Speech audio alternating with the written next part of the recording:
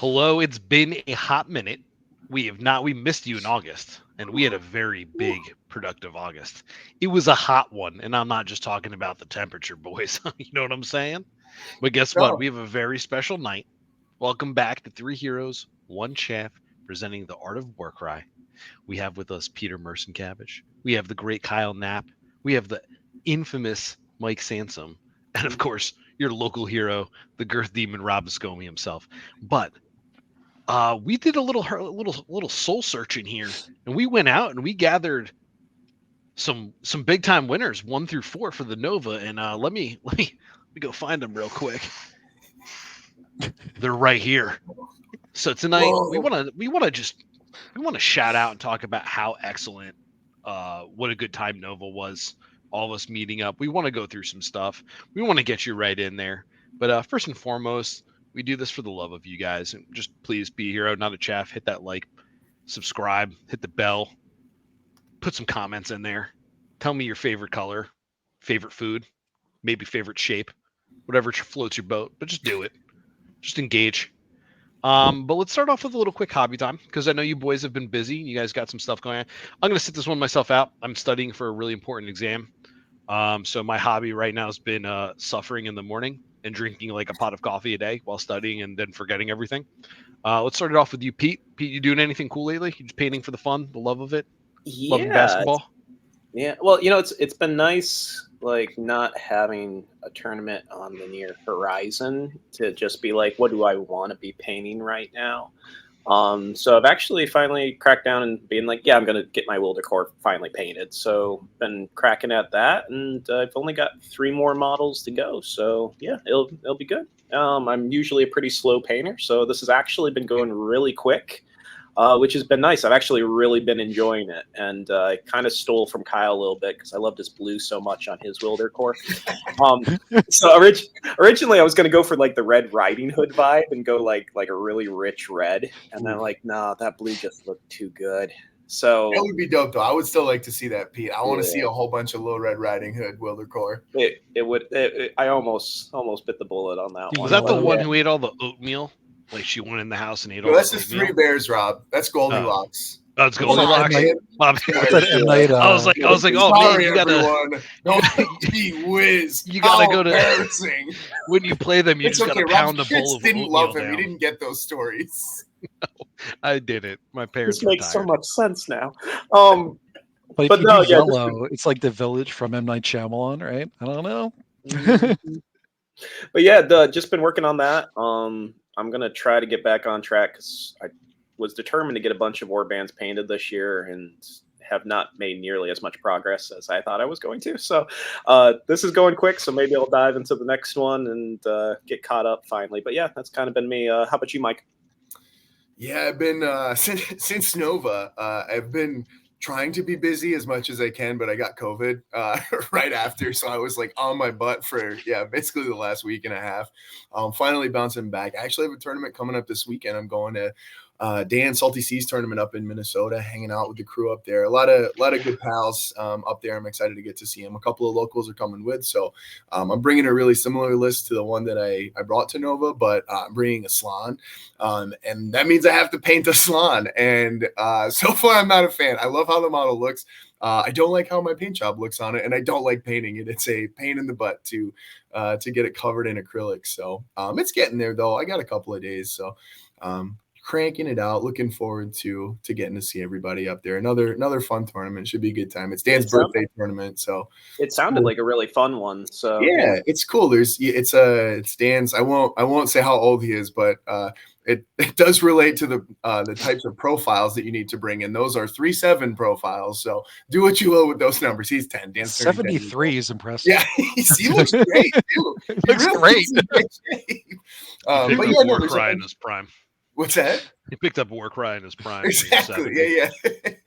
But no, there's a bunch. He always has like some really fun rules to kind of tweak it so that you're not just playing like the regular game. So that'll be a really good time. Look, and I'm going up Friday, staying for the tournament Saturday, and staying overnight Saturday. So hanging out with the crew up there. Good times. But let's see what this guy's up to, huh?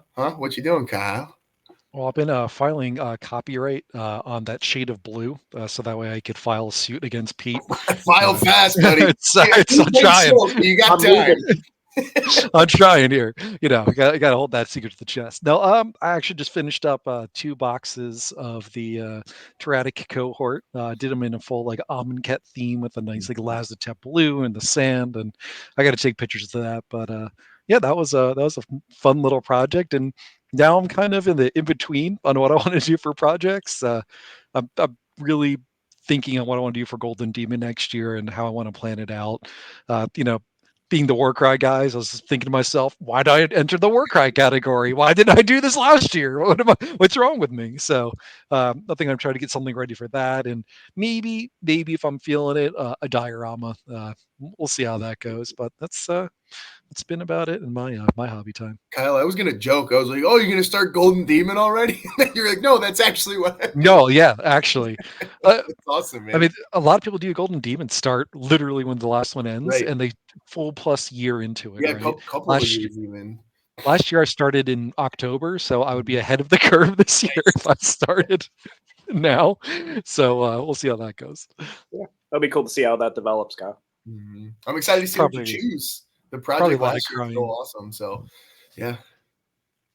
Yeah, be a little less goofy this year, I think, for the Warcry stuff. But the diorama, I want people to laugh. That's always my thing, and Yeah. I've got something in mind. So, Stoked.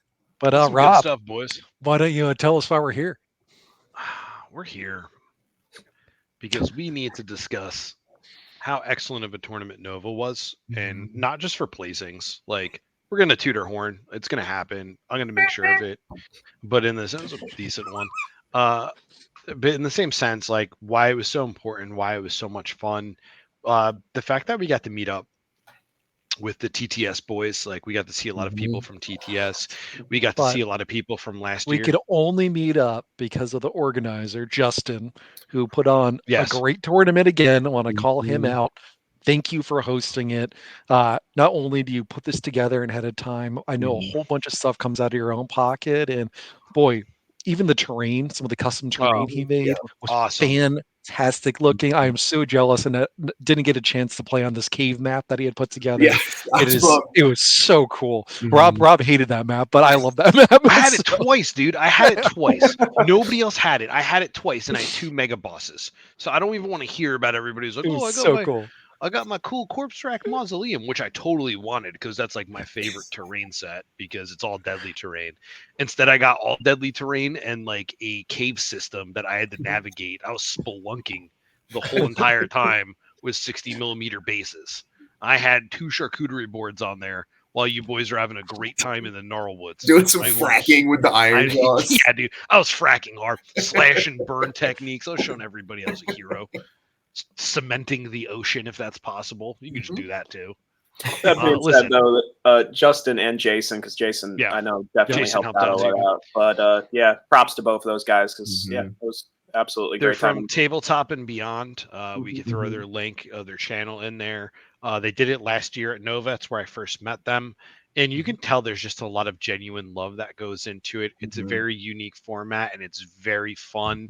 It made it feel very dramatic. And we all got to sit there and face people that we play on TTS and practice with. We got to see the community grow too, which is my favorite part. Not just in numbers, but we got to see them grow in terms of player skill. Like people were very, very competent playing. There were some. Right. It was yeah. If my sweat was anything to go by, it was a bruiser. I mean, it was definitely your outfit, Mike, but still. It was definitely the 8 layers of nylon that was stopping your pores from breathing. But also there were a lot of players that had some really strong lists, some really just like great people. I had a really great time. There was no issues. I had really enjoyable opponents. I can't speak highly enough of this, and I hope they return to do it again next year. Jason, Justin, like both guys were just absolutely phenomenal. We had a side room. Like it wasn't in the way of anything, but it was very easy to get in and out. I can't speak high enough of it. Yeah, I wasn't like hoarse after like an hour and a half of my first game, like in Adepticon when you're like screaming and you're like, oh, I'm not going to be able to speak after this game. So, right. Yeah, no, it was a killer time. Yeah, it was a good time. It was just I can't get over how we don't have a lot of big tournaments on like Big Brother 40K, Big AOS, Hammer, and Kill Team all get a lot of love. They all get a lot of leagues, tournaments. You know what? We get Adepticon, we get Nova, so it's really exciting for us to get there and have some representation and just get to see like what type of players and player base we have, and it's all just top to bottom great dudes, man. Can't complain at all. And Like I'm there was a gal there too. We had it wasn't yeah, yeah, just yeah. it wasn't just guys. Ladies and It was ladies and gent, Amber, I thank you. think she came last time. I'd say seeing the painting too, like year Yeah. over year, just the innovation from last year to this year was just Holy utterly cow. insane. Like the winner was like, yeah, last year I saw everyone's paint job, and I was like, I'm gonna win the painting job, the competition next year. He played a whole year in advance just for this war comic competition. He absolutely deserved the win. Yeah, Um, dude. There was the people had stories. The brothers from oh yeah, Canada, shout out to them. Yeah. It was The Arthurs. Thomas the got Arthur painting, girls. right? That was Right. who won the painting. He Thomas, did yeah. that Avatar: The Last Airbender and had all Yeah. four Ah, like, the three temple. elements. I I was mean, so mad. I talked to him about it after, right? And like, cause like I love doing that theme stuff, and he and I were just like way after the tournament, like a couple days after, and he was explaining. He was like, yeah, like he came to Adepticon last year, and he was like, yeah, dude, I was so inspired by like your Monstars list, and I was like, oh, that's awesome. He's like, yeah, it inspired me to do this one, and I was like, man, I stabbed myself in the back by inspiring people to do such great stuff. I was like, man, suffering from success.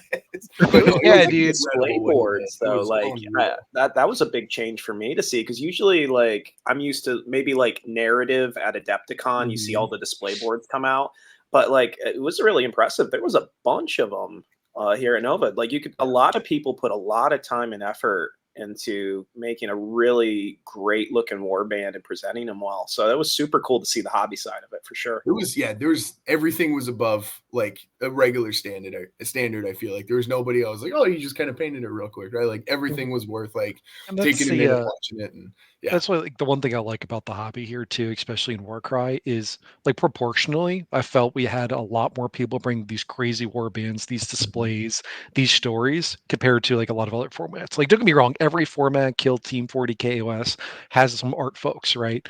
But sometimes that could be like, 1%, 5%. It felt like it was 30, 40% of people had some crazy thing put for together. sure. So like talk about a game about your dudes. It felt like a game about your dudes. Yeah, for sure. Yeah, that's always been my favorite part of the game, is just like getting your fingers on it, being able to customize it, and people went absolutely wild with it. The troll, I think it was Amber, right? She had the troll doll trogs. That was just like, man, that was such a cool idea. Yeah, dude. Just walking by and inspecting and taking pictures, it felt like we were in a completely different environment. We had some good paint jobs last year, but this one was just people with like sick lists, people with good paint jobs, people like, and again, like, it's really nice to be part of a community that helps bolster each other up and raise each other up. Because when one of us succeeds, we all succeed, and that's honestly the best time, is just to like realize like we don't have degenerate neck beards like actually, and then like we don't I did. Peter did actually. I'm Well, pretty he sure did. I did get. Yeah, he did. But it's I okay. caught him. It's okay. Yeah. I deserved it. I had the Tone actually coming. makes a big difference there. Yeah. Yeah, Listen, no, it I was did good, though. shave my neck before the tournament, just my neck. I don't think I did. I think I just left I just looked like Bush Adams met some. Yeah, I don't even know. I don't know what I'm I allowed got to it say. up I'm just close gonna and stop. personal. I'll vouch. Rob did not have his neck shaved. Rob and I, we should. Yeah, I didn't even think about. Thank this God, before. because I could have gotten pneumonia from the windstorm that was the hotel. I'm just wondering if if that was why the air mattress that Rob and I shared was leaking so much, because his bristly old neck just burst. So yeah, for context, we all shared a room. Kyle had already rented one out, was kind enough to share it with us. Kyle and his girlfriend Steph, thank you guys, appreciate it very much. Rob and I shared it was a nice air mattress. It was not built for two large boys though. It was Every time one of us, I think Mike at one point was using the curtains as a he like fell off, went between the mattress and the wall, and used the curtain as a blanket. And it's just what makes me laugh is that what you guys chose to do instead of just calling housekeeping for yourselves? You're just like, I'm going to choose to suffer before the tournament. I don't know. Maybe for help it shouldn't from have been on. Like 3 hours of pretending to be asleep, so it wasn't that long. It wasn't worth bothering anybody. There's still more sleep than Mike usually gets before. This is fair. No, I No, wasn't not huffing even, dude. rattle cans I in the think stairwell. at one point, like Mike's alarm went off. Something happened. No, and I then swear, hold on, Rob. I know what you're talking about. It was like 4 a.m., right? We'd been asleep for like 3 hours. No, and, not even like an hour, dude. Yeah, That thing that's was probably terrible. Fair. And I moved to like cover myself with a blanket, the tiny blanket, Cars blanket that Yeah, it was I my son's Cars blanket, his Lightning McQueen. I have a picture? Can we bring that picture up? Yeah. Do you have it? You need to understand, every time Peter's used this blanket, that when he stayed over at my house, he's coming first. So I told Peter I was going to bring that and this calendar my son has. And my son's 8, by the way. And it's not an adult-sized blanket. It's like a hand towel for us. I had to sleep with it like Diagonal. diagonally so I could get the maximum length out of it, so I could cover up my toes and my shoulders, and then just kind of tuck in sideways like this. And like I was like trying to like kick my foot to catch the bottom of it.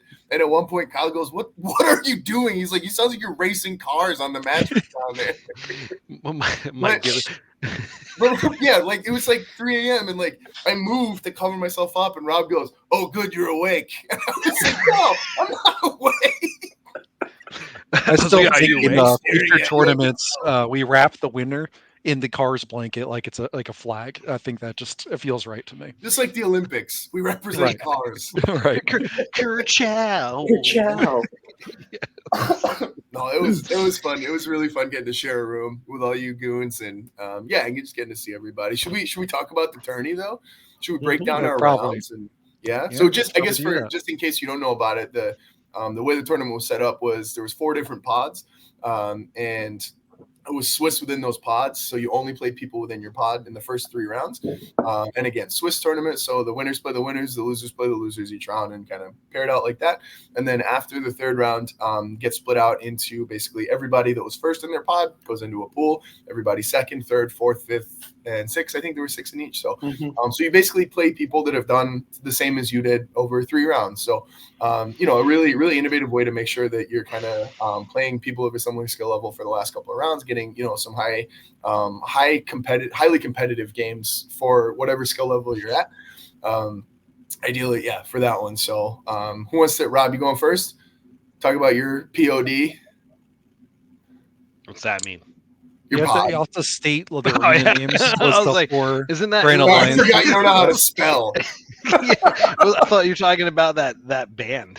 Yeah, dude, remember? Oh man, back in 2004. Was it POD? Yeah, they were. It was like a Christian rock band. Yeah. I wish I could name one. I had their album. There was like one good song on it. Yeah, dude, it was rad. I'm looking it up right now. The main dude's all tatted up with like no, tell us about your tournament. This isn't a podcast. No, go to the tournament. We're derailing. Talk about the arena of. And it was alive, is what you're thinking of, and it was really good. So alive for the very first time. Yeah, Bob. Yeah, dude. We can't. Don't do too much. We'll get a copyright strike on YouTube. That was pretty close to the CD recording. That was pretty. That was live. That was live vocals right there. I don't want to spoil you guys. Yeah. Also, Rob and I used to be in pod, and we just yeah. We got the guys removed, but yeah. I was about the tournament. We started talking about a '90s Christian rock band. Yeah, hey, this is when you sign up for 3H1C. This is what you're in for. This is someone's gonna be like, what are they talking about? Who's pod? So Rob, who'd you play first round? By the way, what arena were you in? Which Grand Alliance arena? So the cool part that we did not plan, because we're all just very inept on our own way. We all had. Each one of us on our team had a different Grand Alliance, and I was Destruction, Peter was Chaos, Mike was Order, Kyle was Death, surprisingly, and you really branched out. It was fun. It's crazy. I got experimental. Really left my comfort zone, and I was in a Destruction arena, and I had a tough one, dude. I had a Vulcan Flameseeker boy. I had a Skaven boy, and I had a KBZ. I'm sorry, I had a Cruel Boys with Tyrant and Crusher boy in there, and then I didn't play the other person, so I was not aware of what they were bringing. I was so focused from start to stop, And are we just taking it through rounds? You just want me to take through the Just rounds? do the first round real quick. First round. So I played, just to give everybody, I played 2 mega bosses, a brute, and 5 art boys. I just played a beef dot team, and Iron Jaws, right? yeah, I played Iron Jaws is what it was. We played With the battle trait traits. too. So it's called enough messin. So anytime somebody takes a weight, I just get to make a free 3-inch move on anybody. Shocker, nobody waited, and I thought that was pretty rude. All right. I got some slow boys, and I need to get Poor them Rob around them. didn't get to play with Poor his Rob. boys the way he wanted. Yeah, Oh, let me kill you. And you want to kill him. And he's like, "Oh, I only move 3, except for Wog and Great Wog. Oh, Yeah. I never would move So- 6. No, Did that So- Mega Boss move 12? So Yeah, I would Spoiler never alert, do that. that'll come up later. Oh yeah. hard It's just to position- relevant. It's hard to position those bases when you move 3. It's really easy to position those bases when you move 6. So for everybody who doesn't know, they have a triple called WOG. It gives half the value to move in a 6-inch bubble, including the person who used it. Usable by leaders. And then I have a quad usable by a mega boss only, but I have 2 of them. And it's a 9-inch aura that just gives a flat 3-inch move to the user and everybody else that's starts an activation within the aura. So instead of doing the classic blunder of I got big orcs, so I'm going to use my doubles to charge, I just spent every turn for the first 3 rounds wogging or great wogging. Good news is, out of a total of 20 initiative rolls for the tournament, right? 4 or 5 games, 4 rolls each, 20 initiative rolls. I had 10 quads. So Oh, Yeah, why- cool. Cool. Again, this explains so much. That's it. We're done with the call. How to win a tournament? Just here's get the thing, though. quads. Out of That's all Easiest you way to need. do it. I simply Out of- Easiest way elect to for win. all quads. Yeah, I out just of the out of the 3 out of the I'm 4 playing of Nazi us. over here. My bad. Out of the 4 of us, we I had the lowest points though out of all of our ending of our pods. So, and like going from game to game, had we even been in the same thing, I probably wouldn't have faced one of y'all unless it was until the end of it, If it because was Swiss, I didn't have enough. I wasn't like creaming my way out. Literally, I Yeah. moved way more than I ran until I got into a position where I just blocked out half of a map and just anchored down because of my bases, and then I just let the dice flow. But against Vulcan Flame Seekers, real quick though, just I realized we didn't explain it, but the way that the point scoring worked was it was kind of like Major Minor, where there's 20 points maximum available. But the way Justin did it is he customized every mission to have a scale of from you could score between 20 and 0 points at every increment of integers, right? So you could score 20, 19, 18, 17, all the way down to 1, all the way down to 0. And depending on how well you did in the actual mission, there was a translation that would give you a point score. So if you absolutely dominated a game, you would win 20-0. If it was a really close win, it would be like 11-9. So, And for reference, Pete had 58 points of 60. Of 60. Points. did you really? Yes, he did. I had Oh. I had 56 out of 60, and then we dropped from there. Mike had 48 out of 60, and Rob Mhm. had 46 out of 60. So it should put in perspective for each of those kind of areas to show like how many points we had. On Mhm. average, the closest like ratio underneath us was in Rob's pod, where he had a 8-point difference between first and second place. And every other pod had 10 points or more difference between first and second. Kyle with the math over here. I Yeah, didn't that know was you had those impressive, digits. actually. That was slick. Ooh, I liked ooh, it, dude. spicy. That gave us. It's going to be relevant later. Oh no! Kyle's like, it's going to be relevant later, boys. No, this one's for me and Mike's game. It's relevant. Yeah, later. no, Why? I'm sure. So my first round, I went against this the lovely Michael. He played KO last year, and he went 4-1, and I played him with Hrothgorn last year, and that's also when I proceeded to roll 3 quads against him. And this year I only rolled 2 quads. He is That was awfully amazing- kind of you. I was considerate. what a This little bit thoughtful nice. man. Yeah. He was a very, very kind, fun opponent. Again, that's going to be something I'm going to be repeating for a little bit here, because he was awesome. Like, came up, we recognized each other, shook hands, high-fived, good sport, whatever it was. He actually did a lot of rolling crits against me, and he also used a double for ignites. But when I have 170 wounds across 8 models, it makes it a little difficult to remove them. Yeah, you can handle 5 extra wounds coming through you weren't expecting. Yeah, he had a engine rigger and a Vulcan Flameseeker father, and in a employment, and it was kind of scary because he came off the board edge and he was looking to fight. Was on that cave deployment or the cave terrain. Thank you. And I kind of just, this is the only time I got stuck because my bosses were funneled and they were just one behind the other. So I was like, if he kills one, the other just follows through. But I had enough to kind of toe the line and keep. Rob had the Mega Boss conga line set up. And since all of his dudes were 12, I just left a brute on a soul, like a far point, and said, if you want to fight for it, like I'll just run away and just you messing and he can't take it. And then I'm just going to use the rest of the wounds to kind of shut him out and like hold him in a bottleneck around the terrain. Awesome dude. I barely walked away out of that one. It only looked a little bit as what it was just because I held 2 treasures and I killed his leader.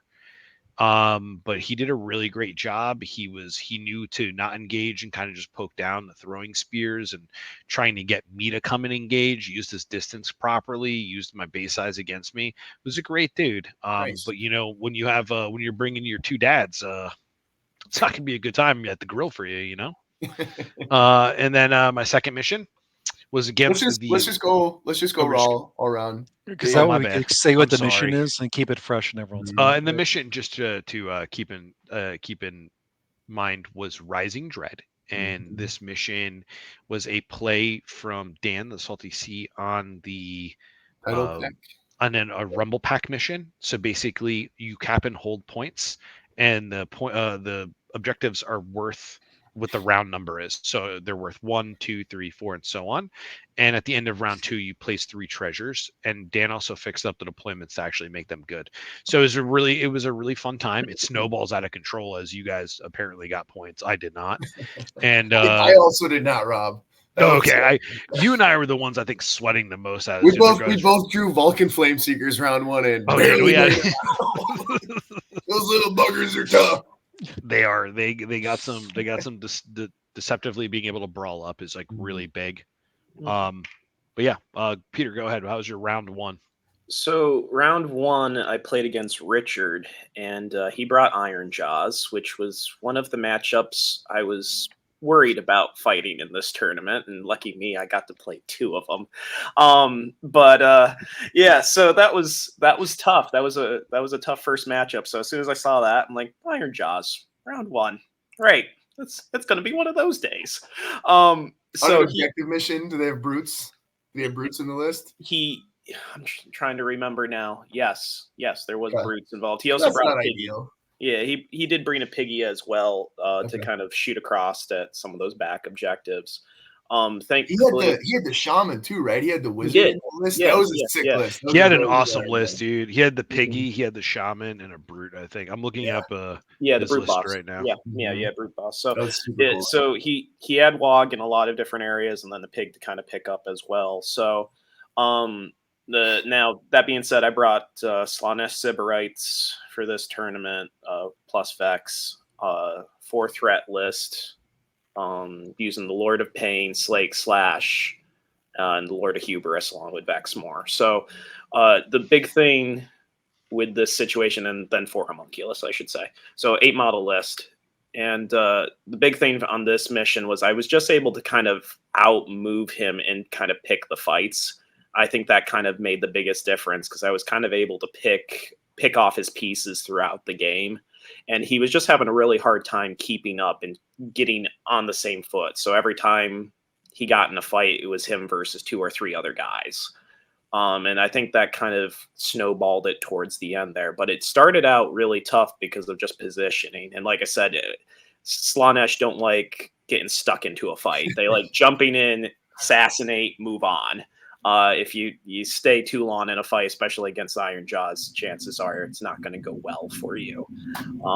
It was a great game, great player. Really enjoyed talking with him. And because I had met him last last Adepticon, we talked a little bit after the narrative one of those days there, and he, yeah, super nice guy. It was really cool to play against him, and yeah, it was a good match overall. How about you, Mike?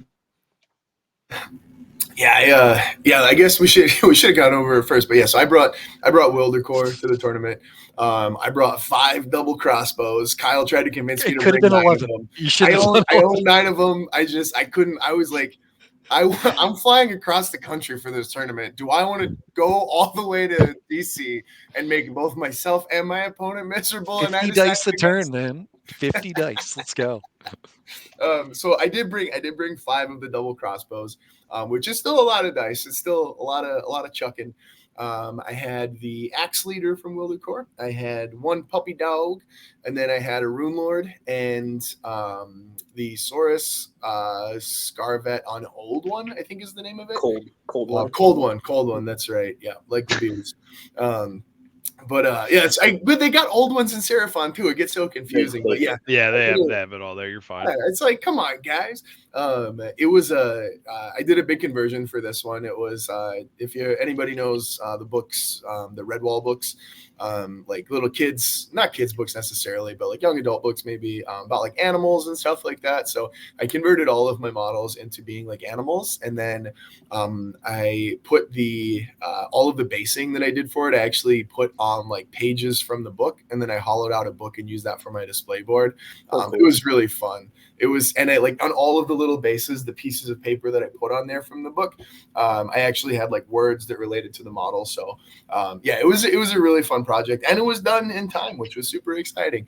But yeah, so that was my list. I played it in TTS a decent amount, and I played another list. Actually, the list that I'm taking this weekend, I kind of played both Wildercore lists and decided that's the one I locked in on.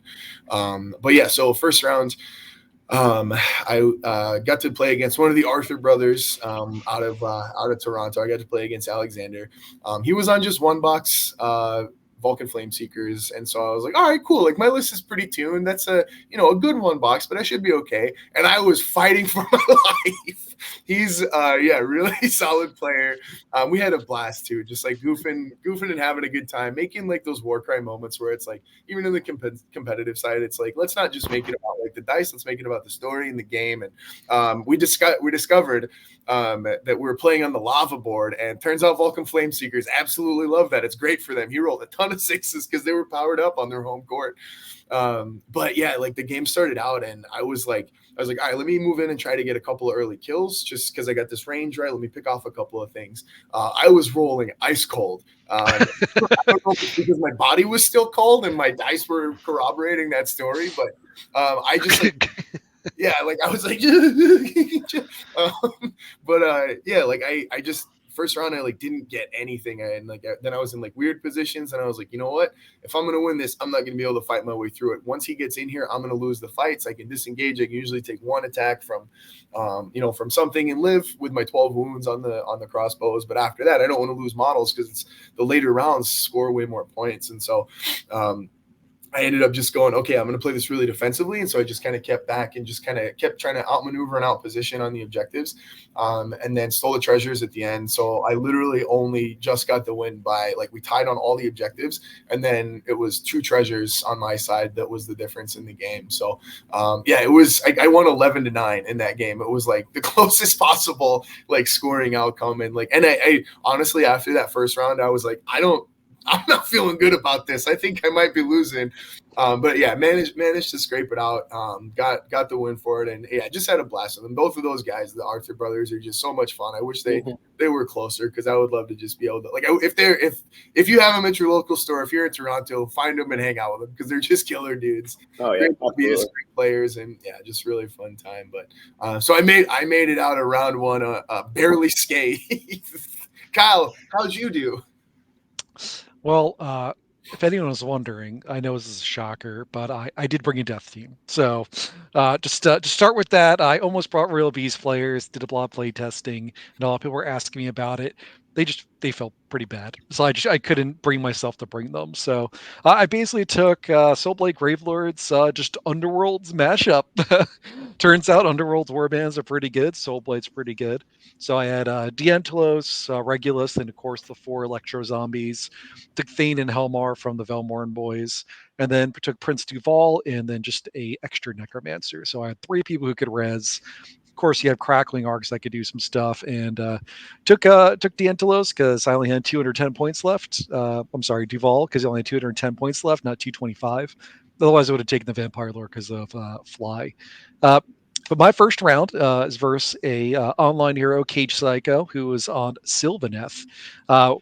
I was runs on terrified. TTS. He runs the narrative league. If you want to get in and play some narrative Warcry, he runs the narrative TTS league. Hop in. It's awesome. They mix it up every month. Really, really cool stuff. Awesome dude. Stoked he could come. Sorry, Kyle. I was terrified to have him in my pod because I was terrified. Round 2, I would go up against him because Sylvaneth's battle trait lets essentially to get like a free teleport every game. So they could teleport, steal a treasure, teleport out, and there's nothing I could do about it. I'm going to call it and say I got lucky. I got him round 1 when I have a 10 model warband. He's got a 7 model warband. I was already at an advantage, right? Going into this game, was feeling pretty good. I took the battle trait that lets me ignore the first critical ranged hit that targets one of my minions. That's And the death unfortunately, one, right? The generic death one. the generic death one. And I took it because I figured there's going to be a lot of slant Star Masters going to this tournament, things like that. Turns out there wasn't any. So, don't know what I was worried about. It did come up relevant in at least 2 of my games, up to 3 of my games. So I'm still glad I took it. But his list had the Karnathi with the bow, the sword, and the scythe, right? And then the 4 of the other models. And it on paper feels like he should be able to get in there and kind of be able to tear some stuff up, but it just ended up turning out where round 1 nothing happened. I took control of 2 points and then won. Round 2 I had 4 zombies come in, take 1 point, and then just Crackling Arcs his Karnathi for 16. So I just wiped it out in 1 turn. So when the game starts off round 2, he's losing 2 to 3 models against my zombies. It was already downhill because it's an objective mission, right? So basically just took that off the board. His bowmaster's in the back trying to shoot me. I say I don't care because I just ignore all your crits anyway. Once he got his scythe in there, I just went unfeeling flesh. You're not 3-5 or whatever it is. You're 2-5. So just couldn't get the damage out there to take me off the board. And I ended up just, all right, well, I'm going to hold all 4 objectives, going to grab 2 of the treasures. And every time he kills something, I'm going to res it. So I just outgrinded him. So honestly, like, he played it very well. It was just a bad matchup, right? Bad matchup, and then Crackling Arcs just kind of set the tone for what that game was going to look like. Because there's another turn where he went on with the Swordmaster, full set of attacks, failed to kill a zombie. And it's just like, if I can't even take my 200 point model and kill a 60 point zombie, this game's not going in my favor. So great player, great game. Just I just think the matchup was going to be uphill for him the entire time. And that's right. That's like we talk about that, right, where like anybody can basically win any tournament with any list on any day if you get the right matchups and stuff like that. Yeah. So you need like even like really good players with really good lists need to get a little bit lucky sometimes, right? Because I mean, just on the matchup and on the dice, like there's a high variance in this game, and I think it's really important to acknowledge that. So like you don't feel bad when you're like, I don't think I should have lost that game. It's like, yeah, it doesn't matter. You think you should or not. Like there's bad matchups that exist, and they're relevant. So. But it's like Kyle needs every handicap he can get. Yeah, let's really throttle dial all the way up so we can slow him down. So we all made it out of round 1 with dubs. Rob, how many points did you score in that one? I can look it up. Give me 1 moment. That's okay. Peter, did you sweep that one? Did you get up 20-0?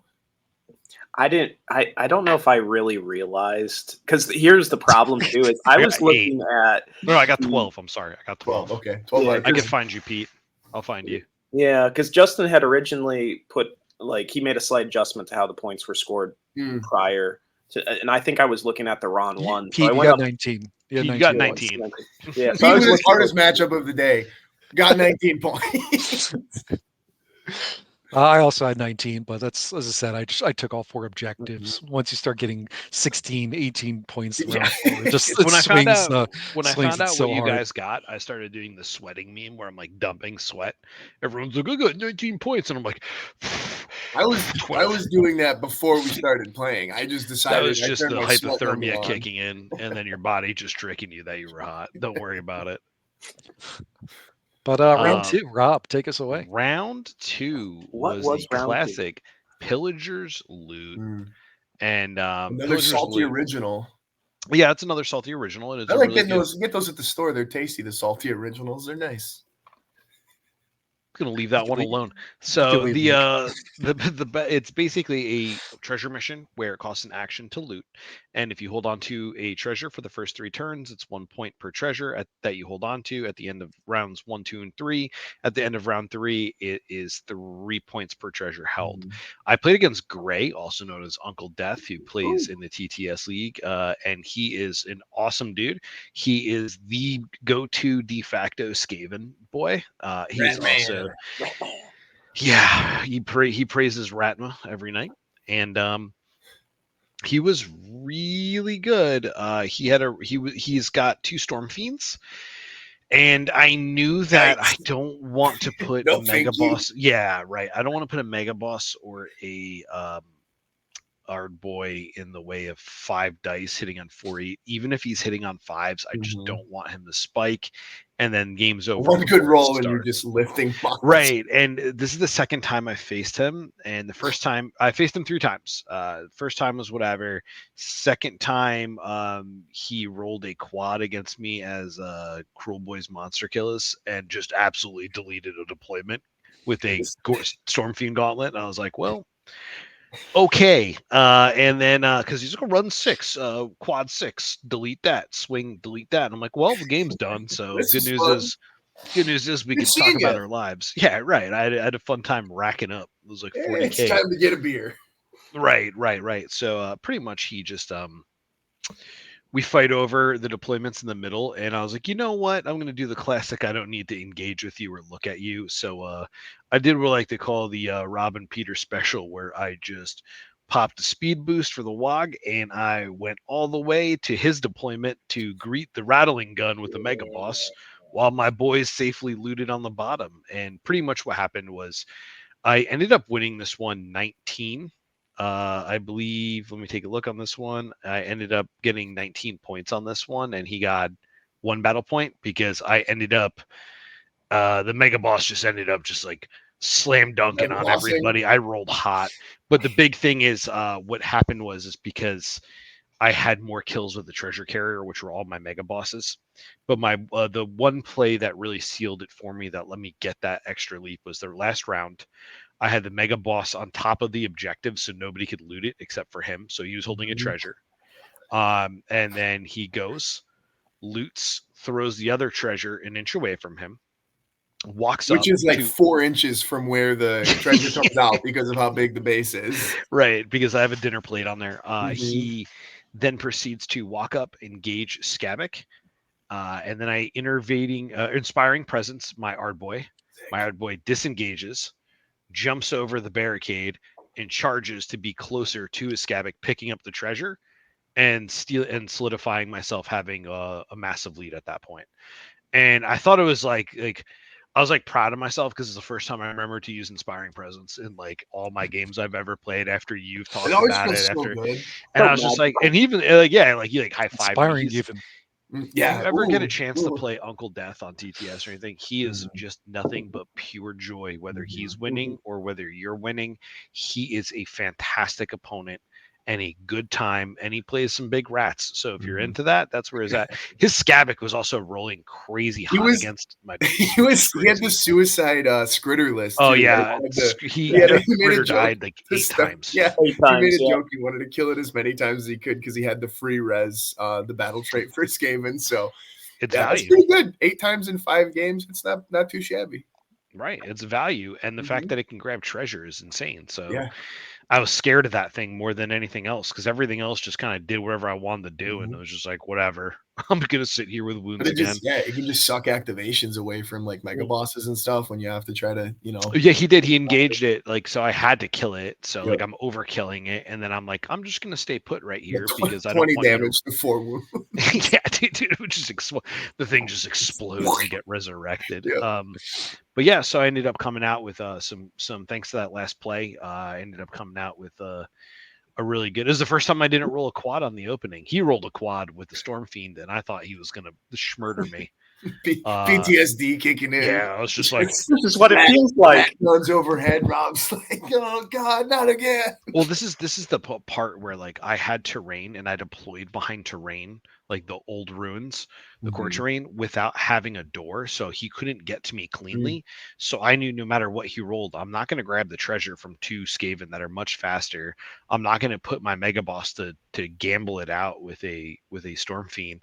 And sometimes the best thing you can do in Warcry is just not interact with the way they want to interact with you and just move and do your own thing. And that's exactly what I did, was set up for the next turn. And I had mega bosses on each end. He was up 2 points. That's okay. I ended up grabbing 3 treasures the next turn, and I ended up climbing back, and then I ended up sealing it with I think 4 treasures and to 2. And then I also had more kills and stuff with my treasure carriers. Man, Rob is played way too much against my RBF list if he's not interacting with people with orcs now. Rob's like, I'm gonna play the smashiest themed warband that is Run in away! And then not just smash yelling anybody. fast. Yeah, woo, just running away so nobody can catch me. I'm so fast. All right, Channel it as Inner Lightning McQueen. So I was kerchowing all day, dude. Mm-hmm. Peter. So round 2, which that was actually a heck of a fight. I played against Andrew, which is aka Calor on TTS. Very good opponent. Very first time playing against him, and he brought that Cruel Boys list with a Brute Boss, who I believe was blessed with an extra attack and a clawback. And you had a Bolt Boy boss, and right? a Bolt Boy Yeah, boss. and a Bolt Boy boss. Yep. Yeah, really nice list. Sick list, dude. It's a Cool sick combination list. of things. Good synergy. Sexy list. Yeah, and when I realized I was playing against that on Pillager's Loot, I was like, ooh, well, this is gonna get interesting. And it certainly did, because it was a really good game. Really, really good game. One thing, I really built my deployments for the first 3 games. I mean, obviously I came into the 4th and 5th, but like, especially Pillager's Loot, my hammer, which was in the center, started with Slake Slash and Vex. And so just right off the bat, both of them shot up, used a double on Vex, and then Slake Slash being move 6, and they both just grabbed the treasure in the middle and went. Come on in. Yeah. Come on in. You like rolling dice? Yeah, right. And he had his blessed Brute Boss in the center, and he kind of looked at it and goes, I need to get in on that fight. So he just got him right in there on Vex, because he knew he had to fight over the center in a way, because he was going to have a hard time getting that Brute off in the corner. So he just kind of made the gamble of going, yeah, I want to get in on that fight. We'll see if I get initiative and get to it. Hope for the best. Yeah. So, you guys hearing me okay, or am I? I don't know if someone's fan was going off, but I think my AC just kicked on. I had a stroke for a second, I think. Just to jump in on that point, another rationale why he put that Brute Boss on Vexmore is if he survives and gets to double back into you, he has Duff Up the big thing. So it's one of the few things that can hit Vexmore on 3s. Right. So then he'll go up to 5 attacks at 7 strength, 3/6. It's a good chance to actually crush a Vexmore down into the ground. Yeah, and this is the thing too, is like you could tell he was a better player, because you could see him calculating and looking at it and going like, yeah, I need to take that risk and get him in there. And if it had paid off and he had taken Mill because of that, it would have really changed the dynamic of the game. Now, Slake Slash being in there as well kind of created some issues. But that was kind of setting up the game. So that, and what made it really interesting was all 3 deployment areas became really hot center vocal points of the game, which was really interesting. Usually it kind of becomes about 2 of the spots, and really all 3 of them were really pivotal, because his Bolt Boy boss came out, and I was like, yeah, he might put some damage on one of my homunculus, but I wasn't overly worried. I had a Lord of Pain in that deployment. And he also had Shank in his deployment there, so I knew I had to remove Shank quickly to avoid that 2-up net on my Lord of Pain, so I could get kind of stuck in with the Bolt Boy boss later in the game. And I managed to not kill Shank in my opening move with my Lord of Pain, which was really unfortunate, because not everybody's Shank rolls ones like Peter's Shank does when he needs it. that is correct. And Andrew was really smart too, because he blessed Shank with 4 with wounds. So that was a 10 wound Shank, and it's a good thing he blessed him, because he would have died if he didn't. 10 wound Shank, that's usually you keep those for the prison, but that's nice. Yeah, you know. And then he turned around with his Bolt Boy boss, popped a double, just murdered one of my homunculus right off the bat. And I'm like, oh, that's unfortunate. He then turns with his second action and brings my other homunculus in that battle group down to 2 wounds. And suddenly I'm like, that's a problem. That's bad. This isn't good. And what made it really interesting and kind of the MVP of this game was actually Lord of Hubris, because he was up against the clawback. And I could see he had initially run, I think it was Herc the Howler, from his center deployment over to the corner to get an extra body over there to free up his clawback to go hunting. And I knew that if that happened, I was in real trouble, because a clawback will get across the board very quickly and mess up a deployment if you let it. And I knew it was already a pretty tight game at that point in the other deployments. So Lord of Hubris sprinted up there and got locked in with both of his other pieces up there that were both chaff. I think it was a Gut Ripper with Spear and then Herc the Howler. And basically locked them both down so they couldn't go anywhere with their treasures. And then left them up to him and go, well, you can leave him alone, and he's going to go, you first, I insist, the next couple rounds, and just remove both of those chaff pieces. Or he had to use his clawback to get engaged.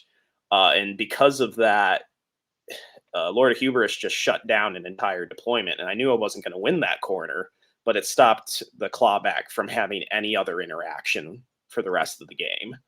And having, it's so powerful when you can get like the control over your opponent's big models, right? Like if you find a way to make that happen. Right. And so Vex ended up taking the fight and winning against the Brute boss, though he was majorly wounded in that combat, because he did duff up the big thing and did put a lot of damage on him. That's a pretty even fight too, right? Those guys are, I mean, Vex is obviously hitting on 3s, but it's less dice. So yeah, I feel like that's a pretty, whoever's getting like more activations out of that probably has a better advantage. Right. And if I remember correctly, I think he got initiative round 2, because I think he swung first, which was uncomfortable. But like I said, that freed up Slake Slash to go hunting over near the Bolt Boy boss. And between Slake Slash and the Lord of Pain, they were able to kind of wrap down and finish off that deployment. But it was a pretty tight game. It was really enjoyable, really tight. Wasn't quite sure where it was going the first half of the game. But like I said, MVP was that Lord of Hubris for his points. Like, he has this ability to look at chaff and go, if you leave me alone, bad things are going to happen, especially when you make him T5. So that worked out really well, but it was a great game. Really enjoyable. Caller's a great player. Next time we play. He was my tie last year. I tied last year. He tied me. He was playing, I think, like Thunder Lizards or whatever. Where it was like Calthea, some Anti-Primes, and like some he was a really good player then. Very intelligent player. Very nice, pleasant time, polite, good etiquette. Oh yeah. Pete, you ended up winning 19 that one. So really sold the struggle. Great opponent, took a point off me. spoiler alert, that's the 2 points Pete loses in the next round. He doesn't lose any because he's already. I think it snowballed towards the end, but it was the setup sounds really tense, and there's a lot of tension in that, like before it reaches that crescendo of violence, and he moved his pieces correctly to where they had to be. Everybody made to it, and at that point, it comes down to dice. Right. Yeah, and, absolutely. Like I said, if I had lost center to the brute boss, I mean, it really would have changed the dynamic of the game because I wouldn't have been able to shut down his Bolt Boy boss till pretty much the end of fourth. Right. Yeah, and thankfully I was able to do a lot of sweeping at the very end of the game because of that. Right. So that made a big difference. Michael? Yeah, I had a fun game against Kurt. It was kind of weird because I scored so low and because there were 6-person pods and they're Swiss. I actually ended up playing against somebody who had a loss in that round. You the pair down. He was on a sweet Corn Bloodbound list though. He had a Korgorath, he had the Axe Slaughter Priest, and then he had one of the Blood Gushers. I know that's not their name, but I like that better. I just thought of it. I think Blood Crushers. Blood Gushers. Blood Gushers. My bad. My bad. Like the fruit snacks. But yeah, it was a cool game. My round it swung pretty hard pretty early. I kind of out-activated him in the first round. I had 3 models to his 2, and I just waited him out. I was also sitting on a 666, and if you know anything about the lizards that have teeth in Seraphon, that's bad news for your opponent. So he had his Korgorath in like the middle of the board. And put it in there, and I'd waited with my lizard, and I was like, all right, it's time to start chewing. Rolled 4 dice, hitting on 3s, only got 2 hits, so it was still 16 damage though, so that was nice. But I was like, oh, this is like I could have been in a better spot, and now I've got a Korgorath engaged with me, so what's gonna happen? Luckily I did win initiative that round. It also had another 666, so I tearing bit again. It was pretty nasty. I was just ripping chunks of Korgorath off. And then it was my favorite part of that game, honestly, was he used Bloodbind to pull one of my crossbows in and attacked, and then I disengaged, and then he had to like move up to try to swing at me again, which was fun. Just like this, like literally pulled me in, swung, I moved away, he had to move it. It was just this little like ring around the rosy chasing each other, kind of fun moment. But I kind of a similar thing, Pete, right? Where I was able to tie up his gusher. So this was like, I didn't prep a ton for like the pack necessarily, but one of the things that I knew that I wanted to do, the reason I put my dog in my dagger was because I could deploy it straight on one of the treasure points and then pull 2 treasures out without moving or anything like that, and basically wall off so that I could have treasures that I can use my 2 crossbows to just skedaddle with and scoop them up really easily. And it worked out perfectly. Wildercore has the quad that is, if I basically just give free moves to everybody, and I don't really have a ton of other like quad targets in the list, so I rolled like my prep worked out perfectly. I pulled both the treasures out with the dog, and then I had the quad in that round. One of my 2 quads that I rolled all tournament, I only had 2 of them total. So pulled him out with a dog, activated one of the crossbow guys, and just got a free move with the 2 crossbow guys, and used my dog basically to be an absolute hero to survive against a Blood Reaver and the Blood Crusher. He lasted a couple of swings. My opponent had really terrible dice in that game. I felt really bad, but again, I always take those moments and make it into like storytelling moments, right? Like let's interpret it in a way that's still fun instead of just going like, well, this sucked, I guess I don't kill your guy. Really trying to make it into a silly and enjoyable moment, even when it's not going well. So, it was nuts though. His Blood Crusher moved once, and then I managed to, between the dog and eventually my cold one, I managed to not have it move the entire rest of the game after it deployed in round 2. So I really did a nice job, because otherwise it would have just hunted down and killed a couple of my treasure carriers. And this one, I don't think we really talked about it, but Justin had bonus points in every mission. I think it was almost always kill the leader, and then this one was get kills with your treasure carriers. My treasure carriers tried so hard to kill things, and I kept leaving things on 1 wound, so didn't unfortunately get anything. His Blood Reavers managed to survive, but he was a super awesome guy. He used the Khorne Bloodbound battle trait as well, which was fun. So every time I got a kill on a 4-up, he did D3 to me. He only ever rolled 1s, even when he got damage off, so it was rough. But it was a fun time. His list looked awesome. And yeah, again, it was my the cool part for me in that one was that like the one thing that I actually like intentionally really prepped for ended up paying off with that little bit of like dog prep and that combo. So that was really satisfying in that game. And the double triple six daring bite was also a pretty spicy, Korgorat slaughter. But yeah, ended up, I think I took that one actually 20-0. But yeah, had a blast with him. He was a super cool dude. And then moved on to the next round once Kyle had his. Yeah, so my round can be summed up really from two things. It was really, once again, kind of an awkward matchup for my opponent, mixed with terrain. So I went up against Andrew Klimas, and he was on Iron Jaws. He wasn't on the double mega boss. He had a single mega boss, two brute boss style list. And the game starts out where we had the giant pyramid right in the middle of a deployment on one side. I won the deployment choice, so I chose to not be deployed behind a pyramid. And turns out when you move three orcs stuck behind a pyramid, it's not a good start for you, right? So he's stuck running around the pyramid on turn one, and he's actually was nervous about going into the center to grab the treasure early. Kind of sit on the point trying to block me out, because I had a quad one, which put Dientelos right there. For those of you who don't know, Dientelos has an S6 ranged attack. So he was afraid It's of me so going good. shoot, shoot, So shoot, cool. and then just blowing somebody up, whoever wanted to go to the center. So he plays it safe, gets the center one treasure. I'm able to move up my zombie, get the other center treasure. Next turn is where really I would say the game kind of like fell apart for him quite a bit. Is I had initiative. I'm sorry, he took initiative. See, that was once again. I had initiative. I had a double six, and Shambling Horde is busted with treasures. Shambling Horde says move the value of the dice. It is not equal to the movement value characteristic of the person. So I took my center treasure carrier, said move six, move three, move three. So I'm 12 inches away. He couldn't fight anything, I right? hate that ability so much. I It's genuinely despise it. Even now you're that gonna hate you're transitions. gonna hate it even more as I continue the story. Uh, so I run away with him. So he goes, I'm gonna go for kill the leader. So he charges his treasure carrier into my leader. Takes him 3 turns to try to kill Dientelos with a brute boss. Because I just go unfeeling flesh over and over and over, and he just could not kill Dientelos into the last turn. Um, but on the round two, one, I have more bodies. I did run away. I actually prioritize the side dagger deployment because his mega boss was coming in. I'm very familiar with this matchup because Rob did this to me for weeks ahead of time. And he unfortunately had terrain in the way that you had to go over. That was deadly terrain.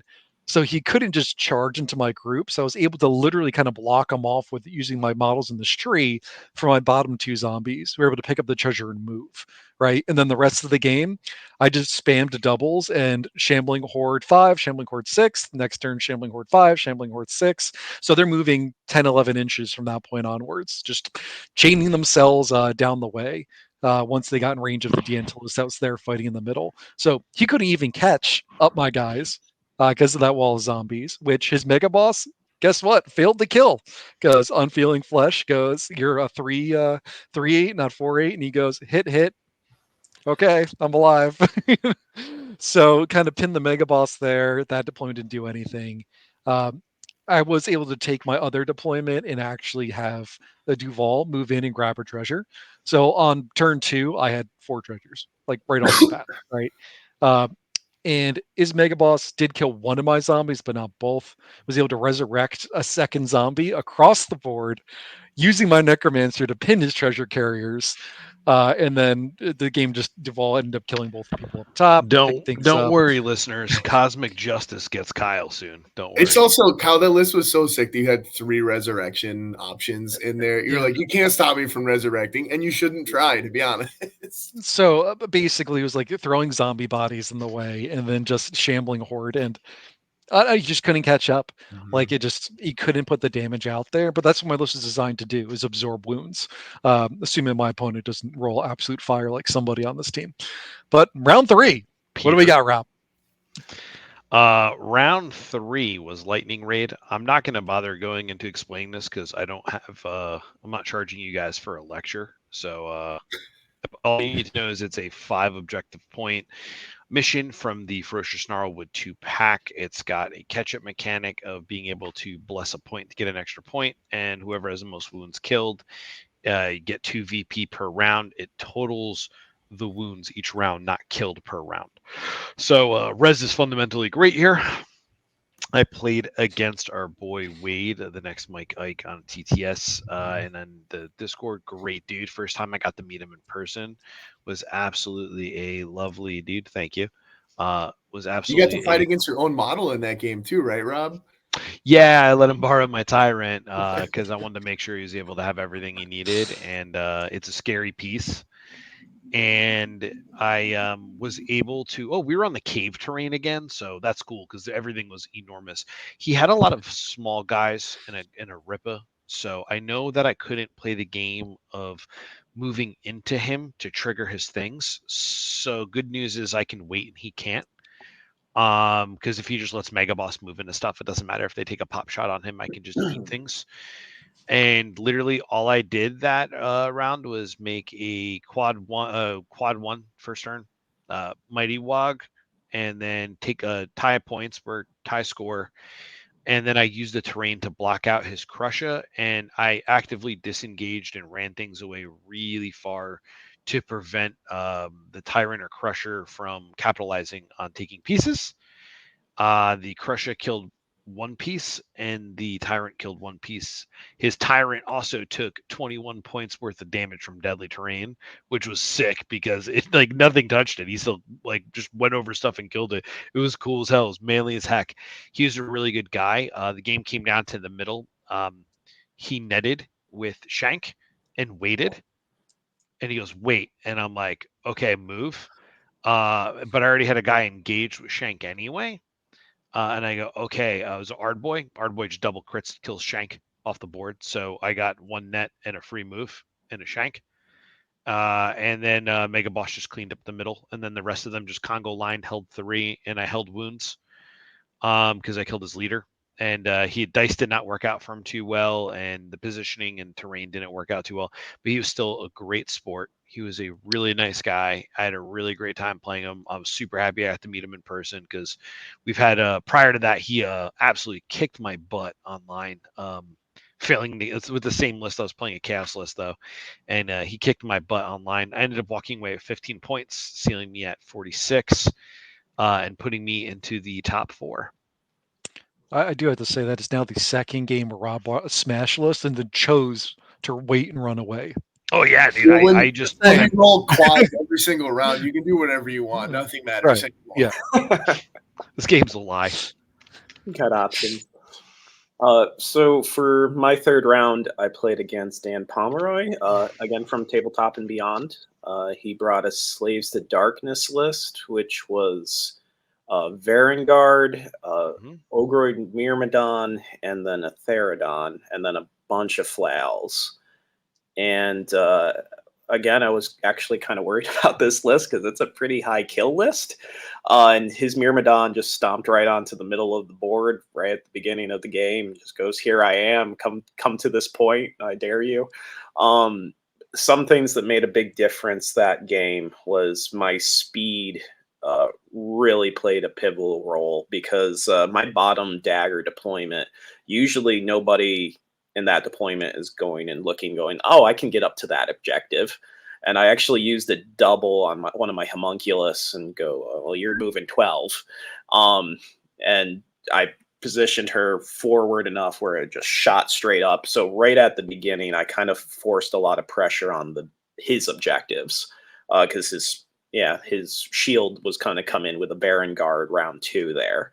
And what made a big difference that game is his Myrmidon controlled the middle the whole game, up until the very last. I think it was end of round 3 when I finally took it out. But I knew I couldn't really control the center, so I controlled everything else. And Vex took care of the Therodon, I think, in round 2. Did what Vex does when you have to come to Vex. So I got Vex over on the right deployment and made the Therodon kind of come to me. and that ended badly for the Therodon.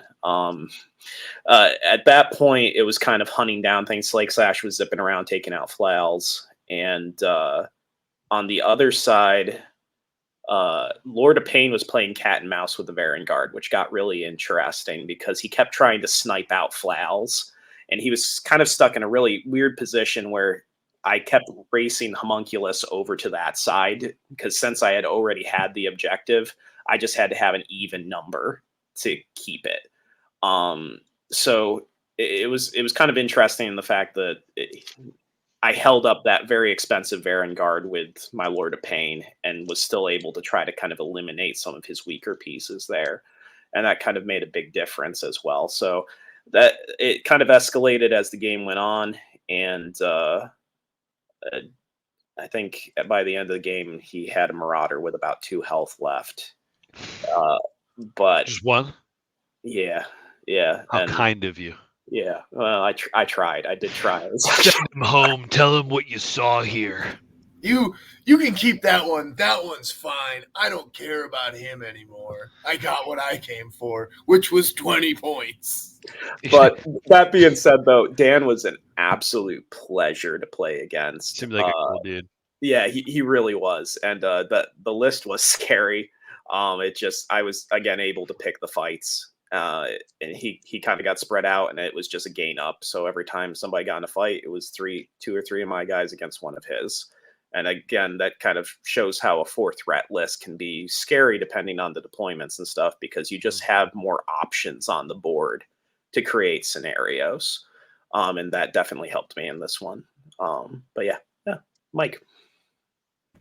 Yeah, I had a fun matchup versus Gabriel Gonzalez, who after the event decided to join us in TTS, which you should all do. He said, "Oh, this is really fun. Love playing this game. Love playing with everybody here. So many of the people here on TTS just joined it. Said it's whatever. I'm in now already." So super cool dude though. He was rocking an Iron Golems list with Vexmore and Vastus. So really, really neat concept. Models look great. We played on it was the Corpse Rack Mausoleum mixed with, the Sylvaneth trees. I can't remember what that one is now, but a couple of those on there. Pretty fun board. Pete, I had a similar thing where my dog came on and was able to threaten like their home deployment in the first round. And so I measured it. So I made 2 mistakes in this game, and they were both on that damn deployment. I shouldn't have measured it to start. I should have seen it and gone, okay, I know I can get there. But it ended up kind of working out because like I looked at it and I said, oh, okay, I can get there. And it ended up making him commit in a way that the terrain really punished him for, because he had to go around a whole building and a whole tree, because we basically had this like long diagonal rectangle in the center of the board that was open where all of like the 3 objectives were, and then the 2 corners were a little obstructed. So he ended up having to commit an extra body around that way. He charged Vexmore into the center to start out. And this was just, my list did exactly what I hoped it would always do. It was really tense, but like I just got so many dice with my crossbows that it was just overwhelming by the end. They also went ballistic. I think I popped the triple round 1 or beginning of round 2 to make the crossbows hit on 5s, and I think I rolled like 2 5s and a 6 on my first roll. Like I like knocked with one activation, I knocked Vexmore down like half, so like I was rolling pretty well. But like then just again volume of dice, basically it ended up being like he would just like charge. He had like the little dwarf, the Armator from Iron Golems. He would charge that in. He would charge a Legionnaire, and I would just do machine gun, like just like sitting in the turret and just with all my guys. But yeah, he like really put in sorry, go ahead. It says it's the strength of the crossbows, right? Mm-hmm. If you're Exactly. 5s anyway, who cares about armor? You know, and that's Iron Golems are paying a hefty price for that armor, and you just say, I don't care. Mm-hmm.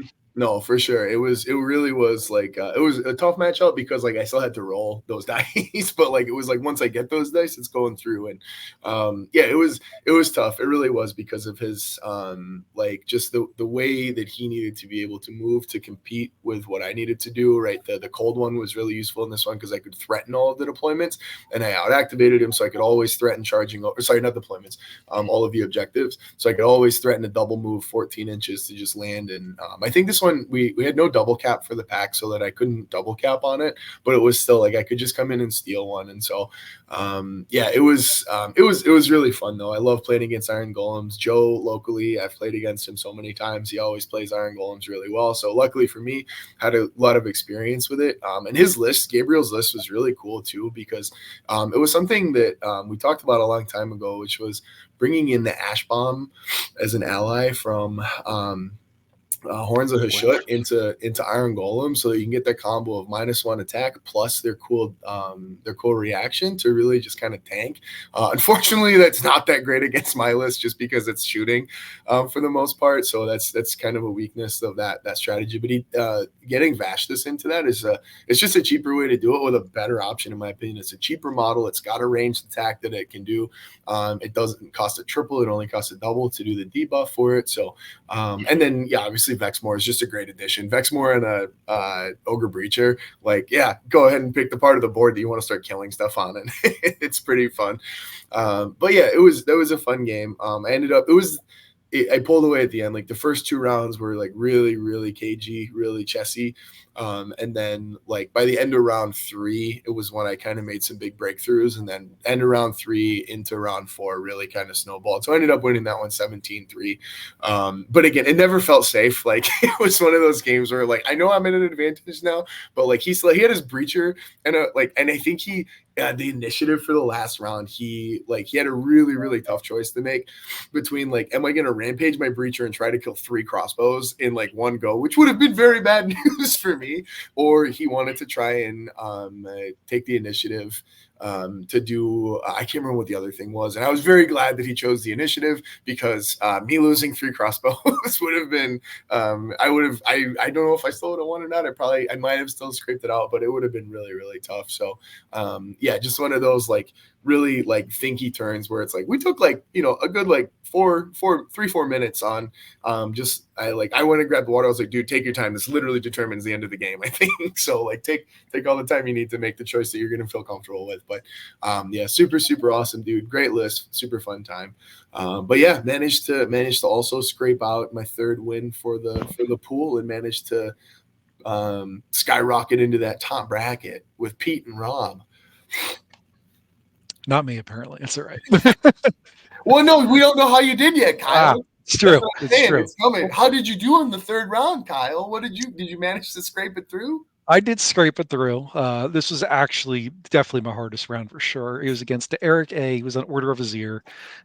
It had Calthea, had 2 anti-primes, had Rob's dead, I guess. What are you doing?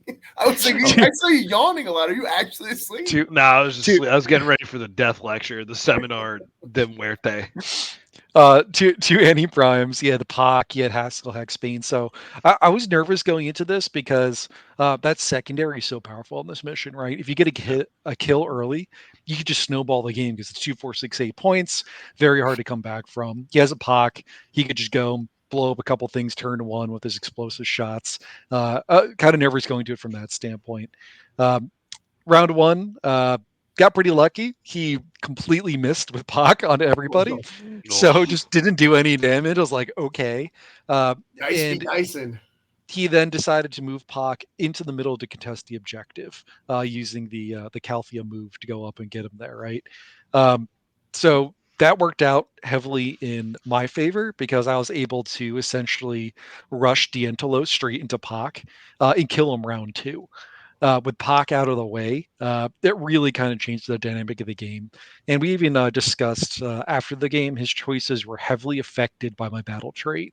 Every crit being first crit, I should say, each turn for a minion being turned into a hit made him make the choices to not try to kind of like ping down my zombies, because he felt it's not worth the investment anymore, which hurts his list a lot, right? Because he's trying to do that with Haskell, get those free shots, move on to a point, shoot 3 times. He was choosing not to do that because he felt that he wasn't going to get the reward he would typically get out of it. But with Pox dead, he had an Annihilator come out of his dagger in the corner, and the Annihilators are super, super slow. And unfortunately, my zombies are fast. They move 4, right? Especially with Shambling Horde and things like that. So I essentially forced his one Annihilator to stay on that corner deployment by just having a zombie in range the entire time. So with him not being able to get his Annihilators into position to kill me, having that early kill on Pock, which is worth 150 points, Yeah, I literally just ran away the rest of the game, threw zombies in his face. He would Calthea, I would just move away, unveiling flesh, and just kind of played this keep away res game. So wasn't my biggest win at only 15 points possible out of the 20, but it's just that's how the game worked out for me.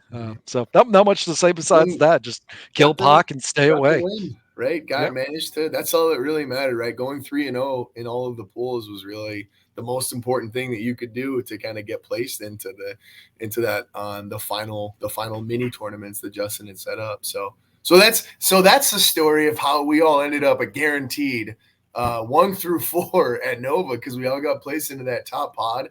I will speak for myself, and I believe the rest of the team when I say the second I got done with my game and I managed to scrape out a win in round 3 and found out that you 3 had done it, I was like, oh my God, I feel so relieved. It was just like that was the biggest pressure. I was like, if they Oh my make it and goodness. I don't, I'm not having a good time. Yeah. But it was just like, I think for us, like that was our main goal. And I think, and Peter, I know you said it, I skewed my list to try to win those first 3 games. I was like, I want to get out of the pod more than anything else. After that, it's just gravy, right? But yeah, it was just so satisfying at that point to just like hear like, all right, we're playing each other. We're in the final 4. We're guaranteed those top 4 spots just with that format. So at that point I finally felt like, yeah, we did what we wanted and I could finally relax a little bit. Well, Yeah. it's so funny when you say that too, because that's how I felt. And it's hilarious when I think about that, because my 3 losses this year are to you guys. Like, so knowing that I was playing Yeah. with you 3 at the top table, going like, these are going to be the hardest matches of the day. But at the same time, yeah, like you said, it just felt good going like, yeah, we made it. Okay. And then, yeah, right. Like that's all we Let's see what want. happens. We celebrate each other, and like that's what's so cool about like sharing this team together, is that like we're here for each other, and like we do all this for each other. We want to spread as much as we can. We're hoping people can beat us with the knowledge that they gain from like our videos and stuff like that. And people definitely gave us some sweaty games, but it was super cool. It to be able to was pick it out. noticeably different of people that we've been playing and talking to, and just what people are absorbing, and like we're suffering from success here. But like it's awesome though. Like, and that's like the whole thing it was. So like us finishing 1 through 4 was just like our self-validation of just being like, okay, we're not just preaching things that we think sound awesome. Like, we're applying it and we're showing it firsthand. Like, this is what's up. This is what you can do if if you are You paying obsess attention. over the game every second of every day. Yeah, if you just get miserable and go into the Here's how like you can get good month-long at it. depressions, like with me and Kyle, then you're gonna do great. That's how you do it. Is you just question everything and your reality and motive, and then you go highs and lows about to quit the game, and then you're like, you know what, let's have a good time, and then you win it, and you're like, okay, we're good, we're back, we're okay. That's a true story, by the way. Rob, Rob and I That's played so many games. Like we had to do almost like 3 games a night for like 3+ weeks straight, just mathing it out, thinking in our head back and forth what to we do. didn't even It's finish the game. We do the first 2. Our prep is the first 2 rounds of Yep. setting up, looking at dice, saying this is our opening moves, and then testing out other theoretical war bands, Varangard, Vexmore, just taking an educated guess at what's going to be there. And then we do that, because then like the 3rd and 4th round are just kind of like, you're just going to react on the board and play the game to play the game. But being able to not have that stress of how do I think against this, like looking at this and just being able to turn your brain off and be like, it's this scenario, go. Really absolves. I think we're gonna get to it in a second. My game against Peter, I had 0 blood sugar at that point, and I think I was about to die. And I was like, Peter, measure it out, Peter. yeah, Peter, it was measure it out. I was a little worried about you.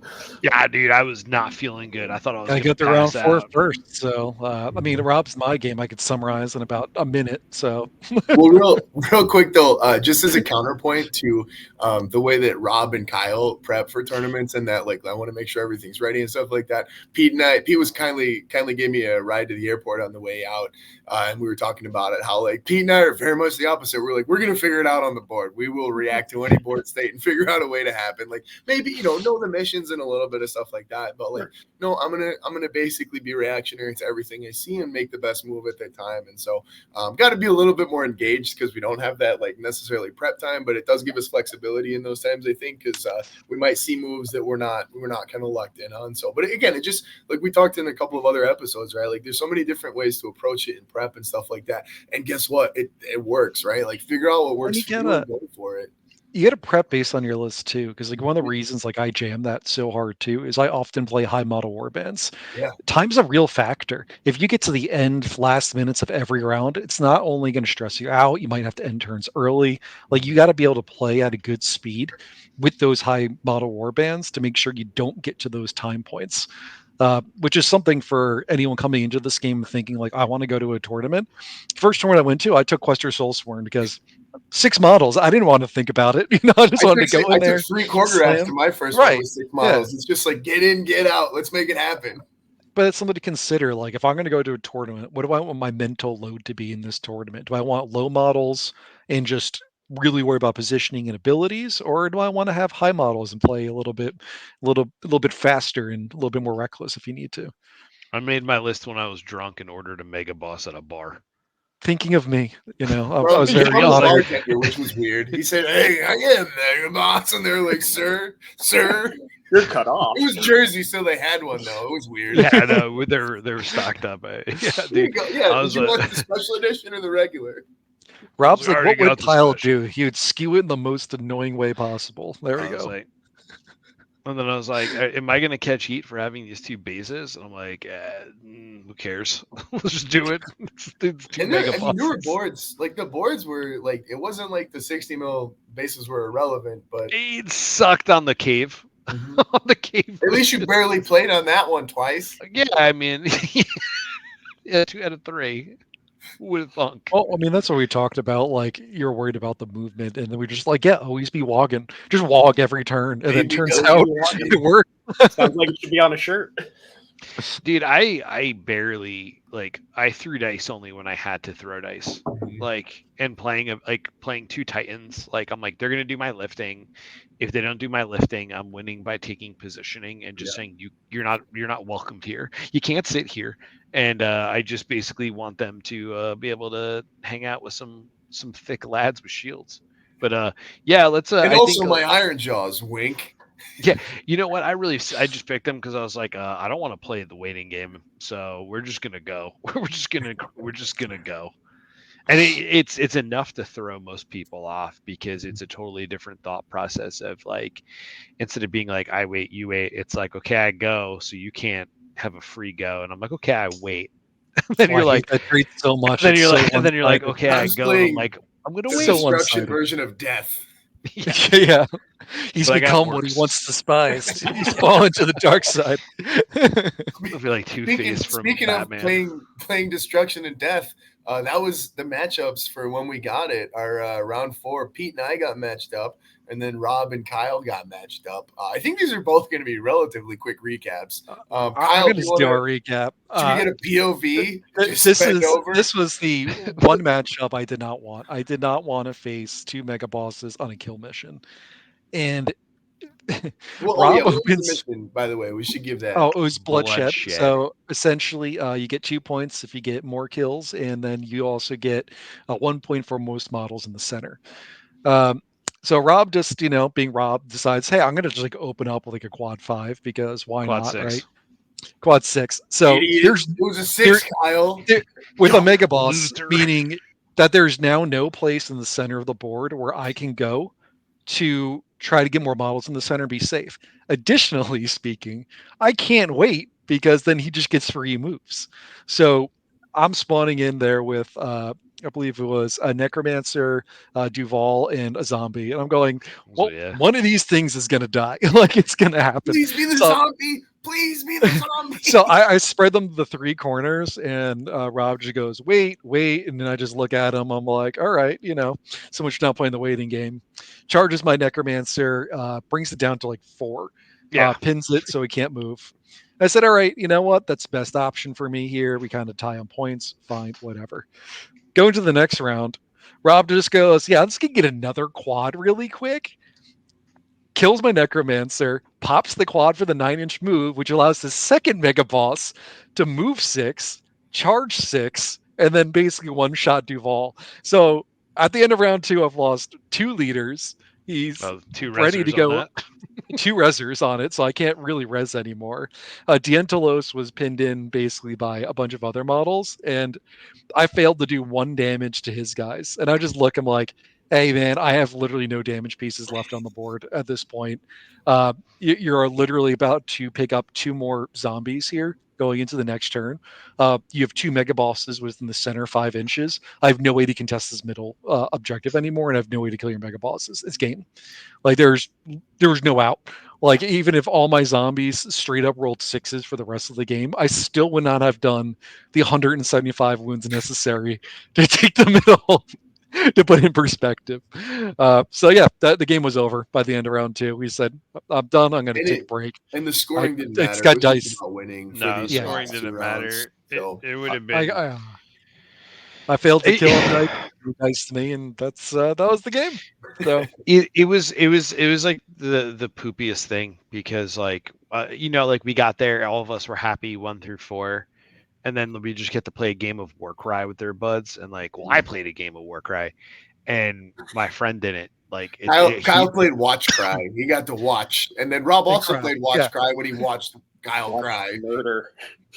Yeah, well, and I like felt those games happen, but it sucks. Like to Rob's point, when it's like it's yeah, happening to someone that you play with often. It's like both of us enjoyed the challenge for saying who's going to go up for 1 and go into the second bracket. We're both going in there highly competitive. We both want it, both hungry. We've been practicing literally 100+ games for weeks, right? And then we go in there and it wasn't even a game. It was like I felt horrible because like it wasn't a good feeling just to be like, hey, remove all your pieces. Remember, you're like, good thing you have 3 res pieces. I was like, well, the thing about that is you don't. And then like every where I positioned my great wog, every piece moved 6 inches. So all my orcs moved 12. So I flew everything and just completely like he couldn't even get to the center at that point. That shambling horde flipped on its head. Just Kyle, just all of his tricks coming to pass against him. The cosmic justice was there, and it was just a yeah no. It really was the ultimate like Kyle reverse mirror match. Like you can't wait in this entire game. All of your movement tricks have been completely undercut. No, it's even worse because I can't wait, but he can, and he gets all the movement abilities, and I don't. So it's just like, all right. So that was a who won? Doozy. Oh yeah, I didn't. I did. Unfortunately, it was dice though. It was funny in the fact that like Mike and I are like zoned in on our game, and all of a sudden round 2 and we're cleaning it up. We're like, you guys are done.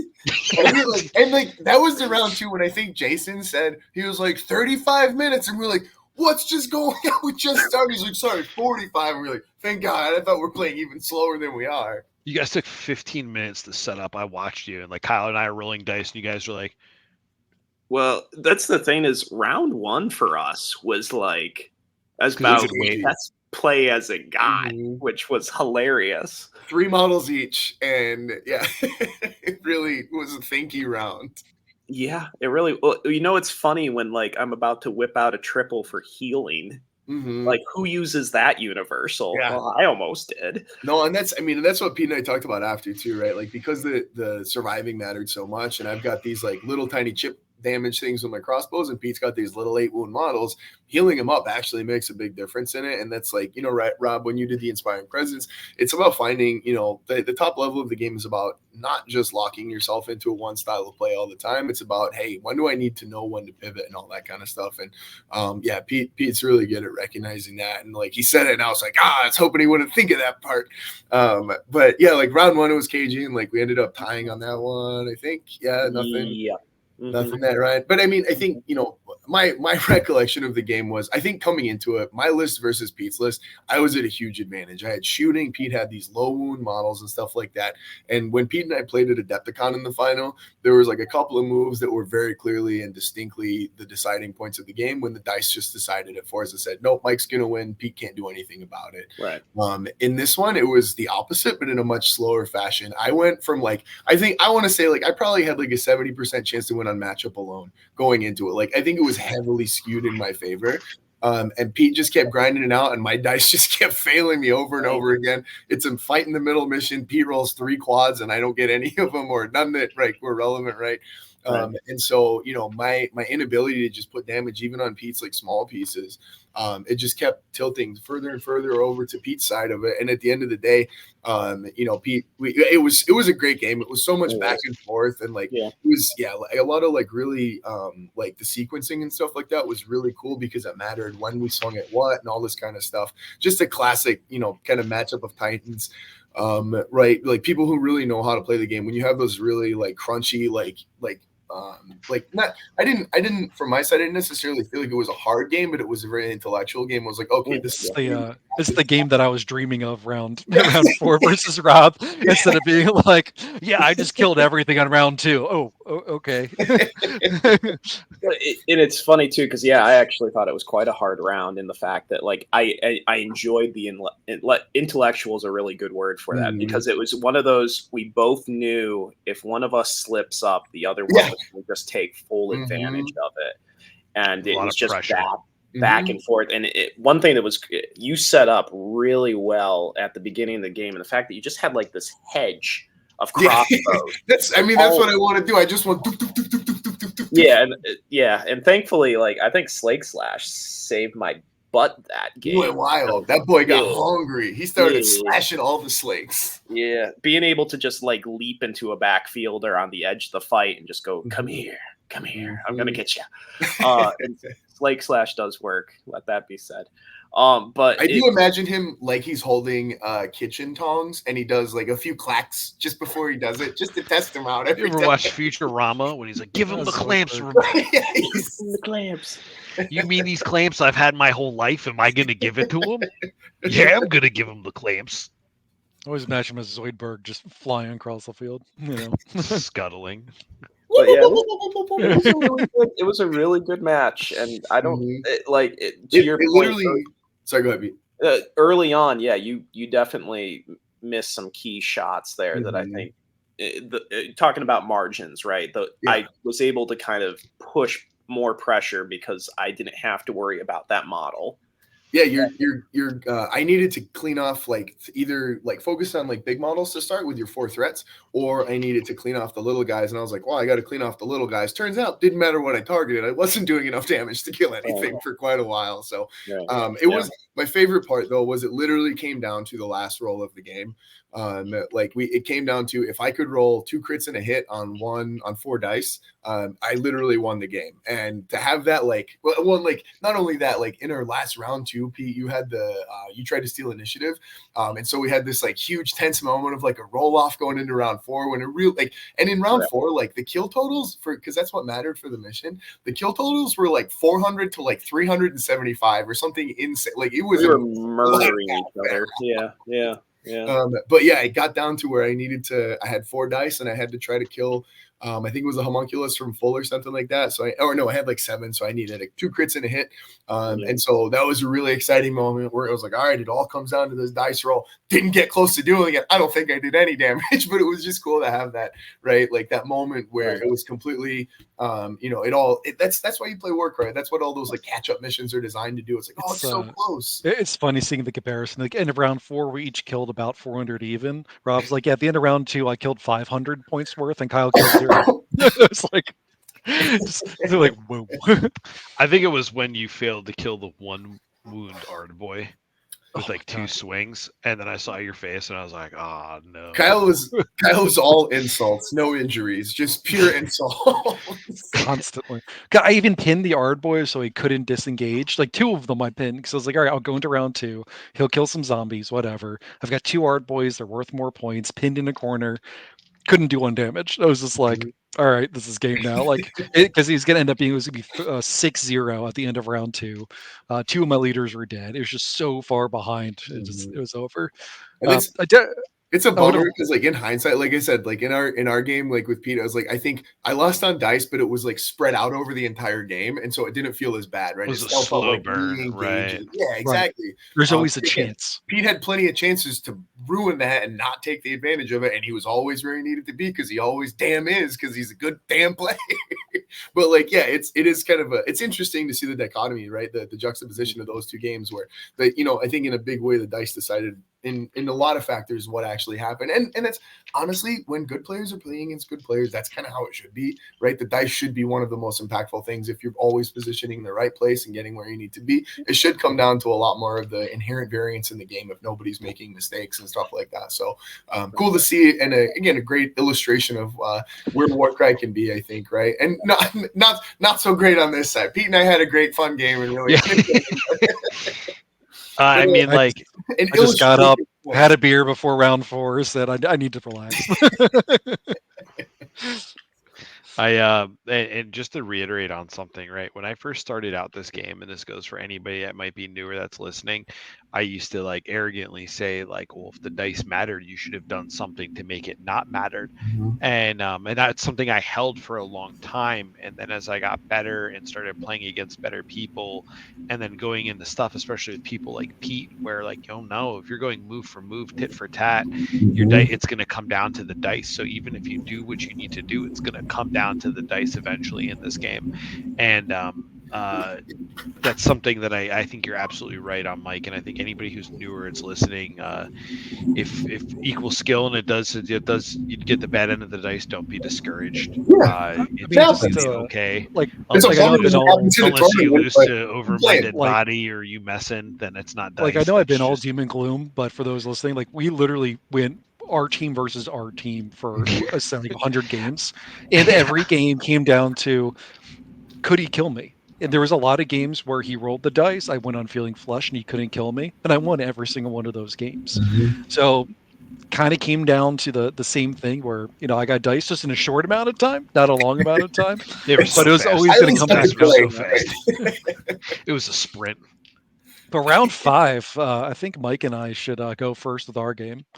Oh, it was a hell of man. It was a hell of a matchup. God, I'd finish my 8th Gatorade of the day and my 7th banana just so I could get electrolytes so my body would stop cramping. Yeah, Kyle and I got paired up, and Kyle explained to me what happened, and I went, yikes. It sounds absolutely horrific, and I was just honestly like so exhausted, and my body was not doing well. And I looked at the board, and Kyle was like, oh, this is gonna be weird because it's because we were playing my mission, the one that I invented, hit and run. And oops, I did it. Yeah, I did it. To disclaimer, it is probably the best mission in the game. Thanks, man. I appreciate that. I worked really hard on it. I think believe really that fun. one's one of the most fun missions in this game.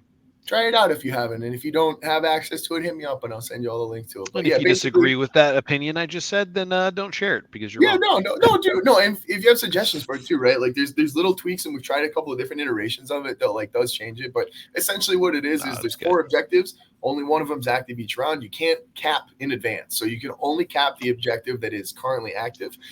There is basically that objective rotates around. We also have killing that's going on, so it's basically Reaper underneath. So whoever gets the most kill points in a round also gets the same points as the objective are. Due to the rotational nature of what's going on with it, to make it fair, one person chooses which one starts being active, the other person chooses which way it's going to rotate, and because of that, you can get into some weird deployment things, so that deployments basically have 2 big C's on either end in round 2, so that you can come in close to this objective, or this objective, or it just gives you options, right? It's got a lot of flexibility, and it gives you a lot of opportunities to have really, I think, different games every single time, depending on what the deployments are, the matchups are, and all that kind of stuff. So it seems really, really replayable, which is one of the big goals that I had, and it's different and it's dynamic in the way that it's designed. So and I'm just glad that it's been received so well, and that like it does exactly what I wanted it to, because I did spend a lot of time trying to figure out how to make that rotation mechanic work. And so appreciate the feedback on it. In this instance, though, bit me right in the ass. The way that, Kyle, you want to explain the board state? So remember, my team, I already picked an anti-range team, right? The anti-first hit crit.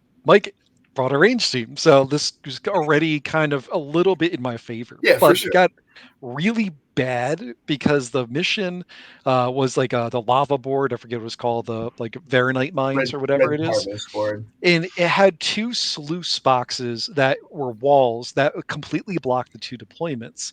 And on this mission, you deploy in a diagonal.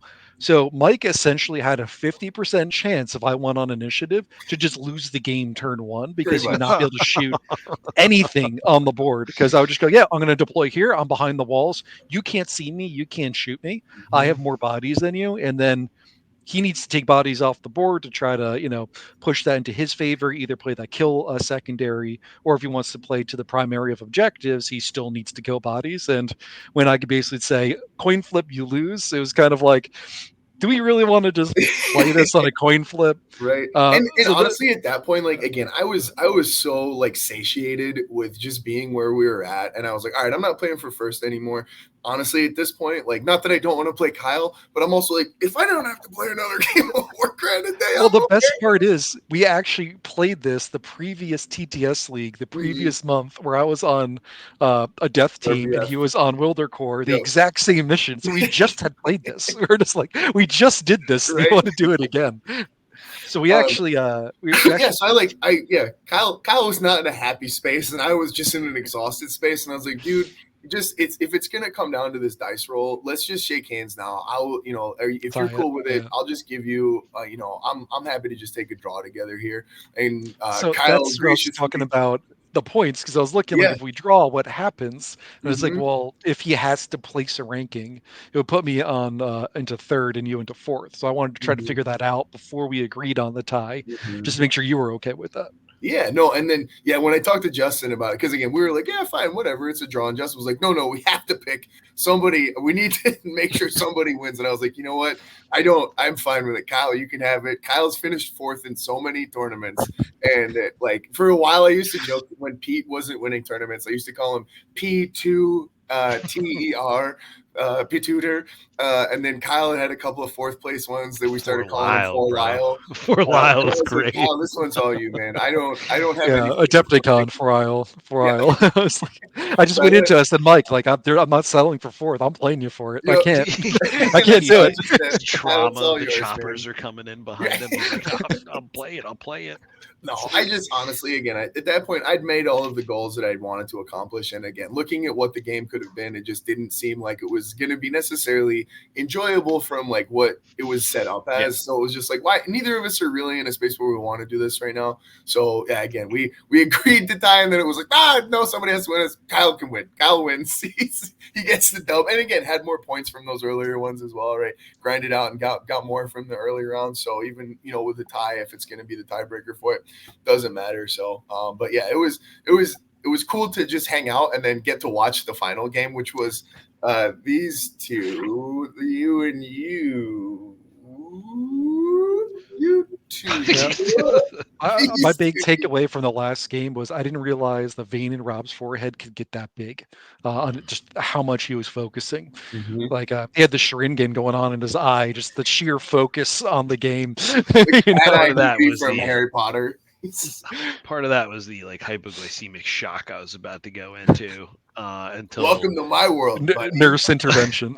until your lovely girlfriend gave me a bag of beef jerky and a soda, and like I felt immediately better. I was like, I'm not dying all this. Staple. The important takeaway is hydrate and eat during tournament. It is a long day. I drank nothing but water. I filled it up like 6 times. Water does not have electrolytes. I had coffee. Again, that's why I drank 8 Gatorades on the day. I drank 8 Gatorades and slammed 2 Chobani like yogurt cup thing. I mean, I had to drink Yeah. like 9 waters from crying after round 4, so it made sense. Kyle walked Uh, up to the table in round 5 and he was just erased, and I was like, Kyle, are you okay? See, looking back on it, I'm pretty sure Steph sabotaged me because I'm pretty sure if he had Oh, just hang on. stayed- This is news. This is inter-team Oh, drama. wow. Wow. Kyle, you I already think- repeat what I happened. Yo, because get Steph in here I right now. think Get that's Steph what in here did right it. now. I think Steph's Rob about got to a drop second some wind, words. and that's what pulled us off He here. didn't get any snacks. He didn't get a little special snack time. I didn't go to the Shire and get snacks. Yeah. What about second breakfast? Oh, But yeah, it was very easy to say that Rob and I were both like shot for that last game. that was a tough last It game, was dude. a long day. 5 rounds is Yeah. honestly a lot. Yeah, and I Or made 4 or 3.5 in Kyle's instinct. right. The trick advantage is actual real. But yeah, it's going into this one, I was not comfortable because purely by how the mission works and Rob's specific war band, which I was super worried about Iron Jaws that day just because I'm fragile. I think I joked with Rob at the beginning of the game, at the beginning of the tournament. I'm like, I feel like I brought a scalpel to a boulder throwing competition. We both looking- faced Iron Jaws twice in the same day. So Yeah. yeah, Keep in mind, this is coming from the guy that box carded me twice with Vexmore. So it's 40 damage and 2 attack activations. On So there 4 was dice. It wasn't even like it was 3 dice. Like on scalpel. Yeah. And by scalpel you mean razor sharp katana. Chainsaw. It's just- Yeah, dude. That was, I think at that moment I had to take a deep breath. I almost wanted to put my head through the fucking wall. I was like, fuck you, dude. Like, oh, excuse me. Damn, dude. I was Frick gonna you, celebrate dude. that I didn't curse. that was Yeah, the you one. Peter. That's the one. We're I still played out the best with PG-13. Rob. Yeah. Hey, it's hour That's okay. 49. Nobody's That's listening at this point. We're an Yeah, hour and 50 minutes in. But that's a record. Talk. I was really pretty good. really cognizant about it. I was like, I haven't cursed. I was really good about it. And then Peter with the box cars just triggered that memory. Well, see, remember though that I made 4 mistakes in that game, and I was sitting staring at that board for like 10, 15 minutes after the game, just replaying it all. And one of It those, was concerning, by the way, because you're just staring at the board, not saying anything. I left And to we're go all looking bathroom. like, is he okay? Like, Peter? what's going on? Peter, are you okay? yeah, no, Honey.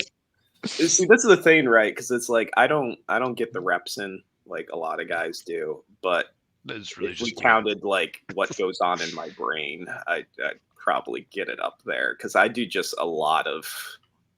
Mind Palace games are good Yeah. though. I mean, Yeah. like Mind Palace games do count. They're just different.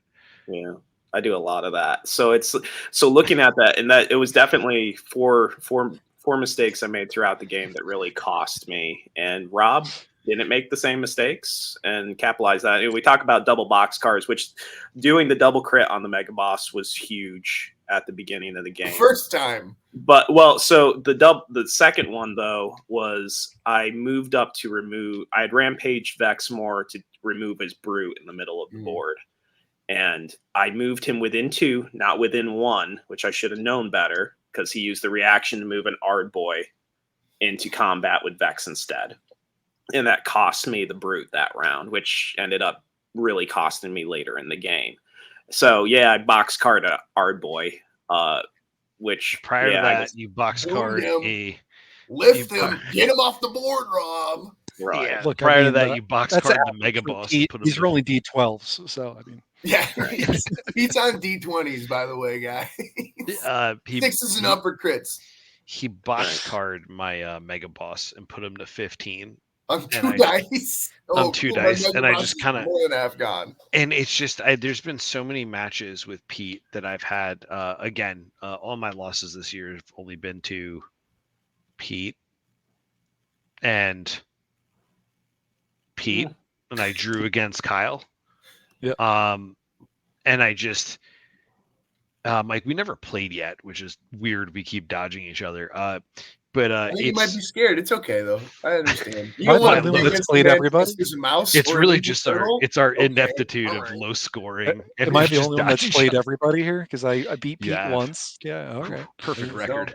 no, Pete's Perfect played record. everybody. It's true. Pete's played everyone. Pete's played everyone here. I think Mike has not played me, obviously, but he's played you too. And you haven't played me either. Yeah, obviously, but you haven't played me. Yeah, but I haven't played you though. No, you haven't played me. Match. I mean, we did share an air mattress though, so that's like Counts, and that was a counts. battle all of itself. Tell me it's late without telling me it's late. Yeah. we rolled a lot of dice. But really, so anyway, Pete did that, which like is the first time somebody touched my mega boss, and I was like, who's touching my dad's? And so I just ignored it and walked away, and then walked into his Lord of Pain. I'm like, well, I'm gonna put that thing to 5. And I did. You win in initiative round 2. Again, talk about things that kind of slowly led to the utter demise of my war band. Yeah, that you winning initiative in combat with a mega boss. Yeah, Rob just getting every dice roll. Oh, is it cool if I get initiative and a quad, Peter? Is that okay? I didn't roll one quad against Pete, to be fair. Yeah, that was weird. That was very unusual because that's like Rob's trademark is I quad.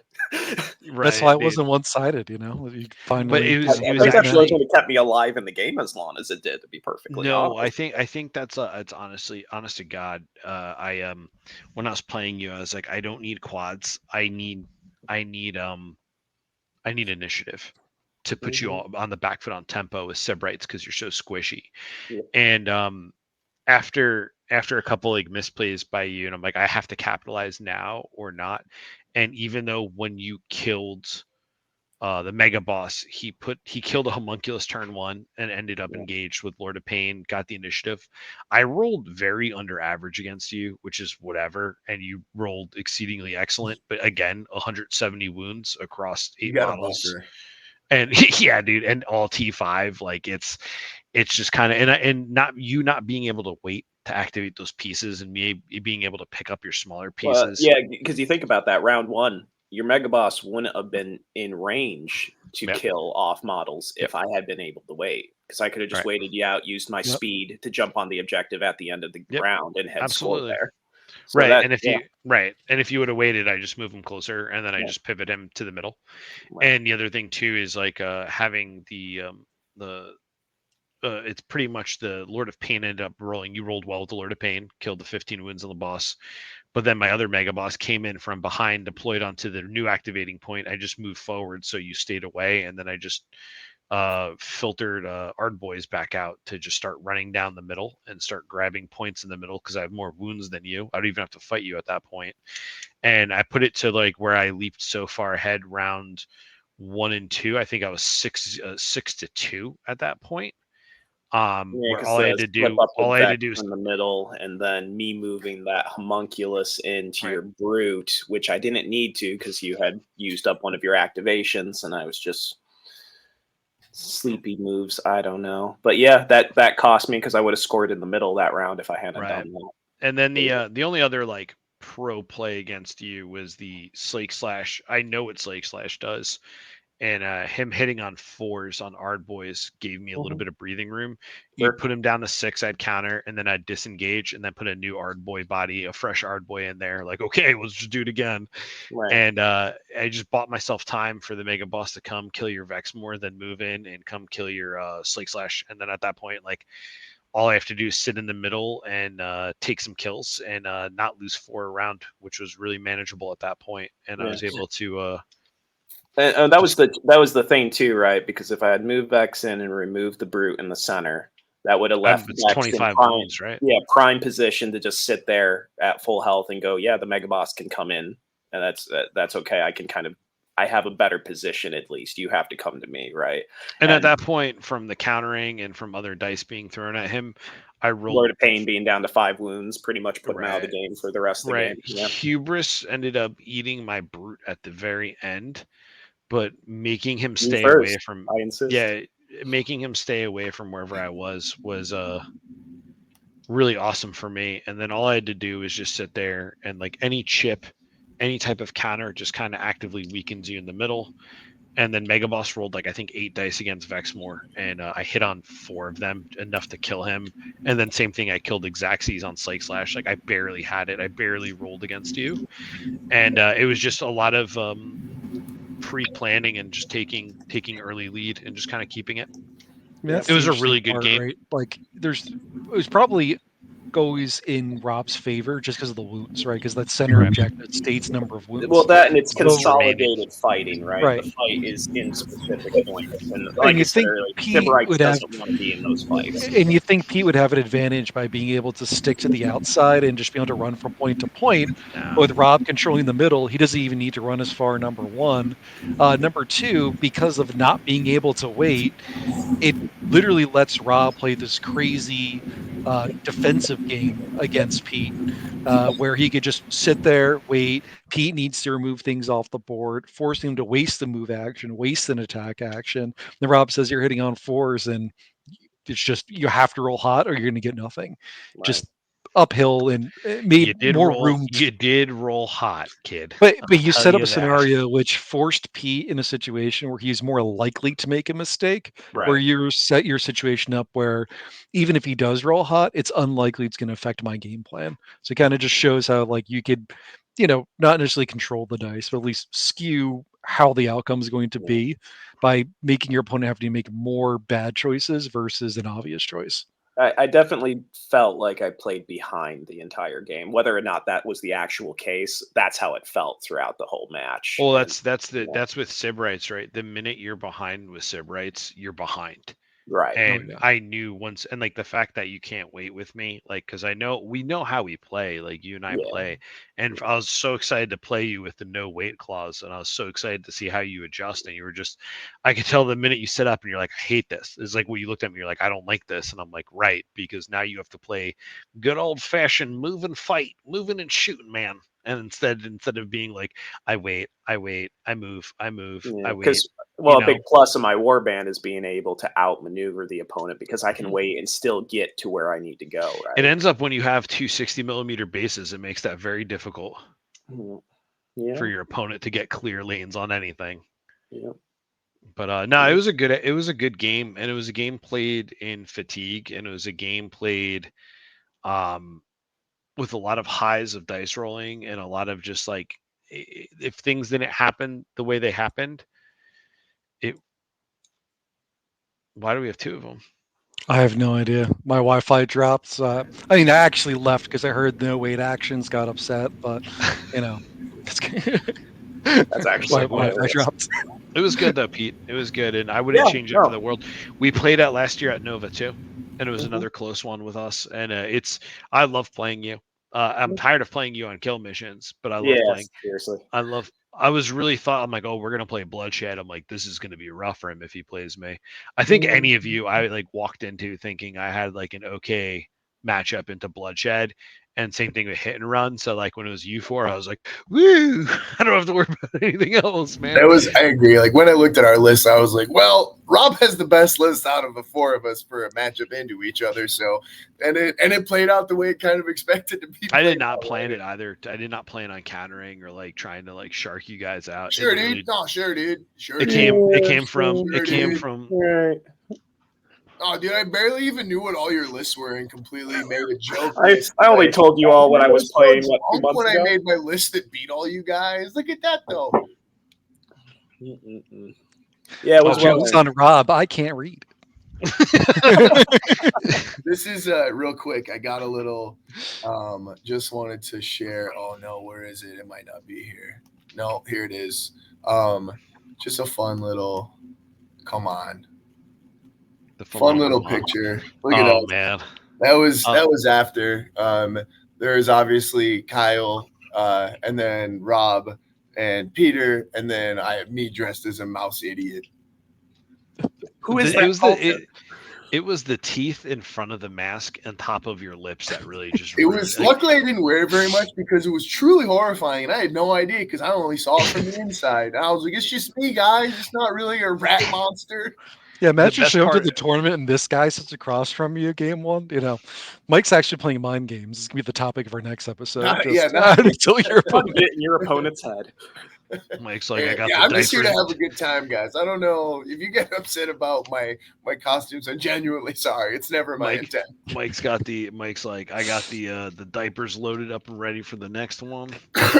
Man, yeah. Speaking of real quick, let's just run through just talk about like the other Please. stuff we did real quick. Maybe just hit like a highlight. I'll just summarize it real quick. We also played in Man of Warcry, which was these incredible, really big ships. These guys put so much work into it. Create these like literally like monstrous ships that you like. They have a whole like subset of rules and stuff like that combines with Warcry rules. If you go to Nova and you get a chance to do it, like go do it. It is awesome. They are so It was cool. awesome. Yeah, it was and, so like, beyond awesome. we played with Warren. We played with another guy who played it last year. A couple other super chill dudes that ended up playing in the narrative the following day. It was just that was a really awesome experience just to see what they did. And this is like like if you're worried about like showing up to a tournament, you're like I don't know all the rules. Maybe I'm a little nervous. We were the worst possible participants. We didn't have any idea. We're all fried from playing in competitive all day. We're like, could you tell us all of the rules every time we need to do something? Genuinely sorry. Eventually we picked it up. I think I said it like 5 times. Like, I feel really bad. I should have like read up on this because like we went in blind. Because we had them in advance. We had them in advance. We could have done anything with it. Real quick, favorite parts of that for me. My favorite part of Man of Warcry was the floor that we were playing on. Every now and then would wobble, and we're like, "What's going on here?" And then I was sitting over on the stage talking to a guy, and I was like, "Whoa, looks like a gap here." And there was just a gap to the abyss. No idea like how far down it went. It was more than that. It was like I accidentally dropped something down it. I dropped a marker and it spun, and I was like, maybe let it drop, and it fell, and I was like, I didn't hear it land. Sometimes you just hear help. Ow! So yeah, that was my highlight. Apart from all of the cool stuff in Man of Warcry, Kyle, what was yours for Man of Warcry? I mean, just it felt epic, right? Like there's not a lot of games you go out there and you're just like, wow, this entire thing felt epic. I'm a 6'4" tall guy, and the giant ships were as tall as I was, or half my length. Like these things were massive, full Warcry plus size boards on top of boats. Like utter insanity of what was actually put together from like that perspective, right? Like we're like, yeah, we're gonna pilot our boat. Lifting up boats takes 2 people to lift them. You move them over the 15 feet, walk, drop it next to the other boat, then board their boat, and you have a full Warcry game on their boat. And you're just like, this thing is just absolutely nuts in terms of what's going on. It's just like that epicness to me is like you don't get a lot in games, right? Like just the only thing I could ever think of is like if you ever seen like the full size Titan battles where everyone brings their own Titans, they play like Titanic hits with actual Titan models. It felt like that, but for Warcry, it was great.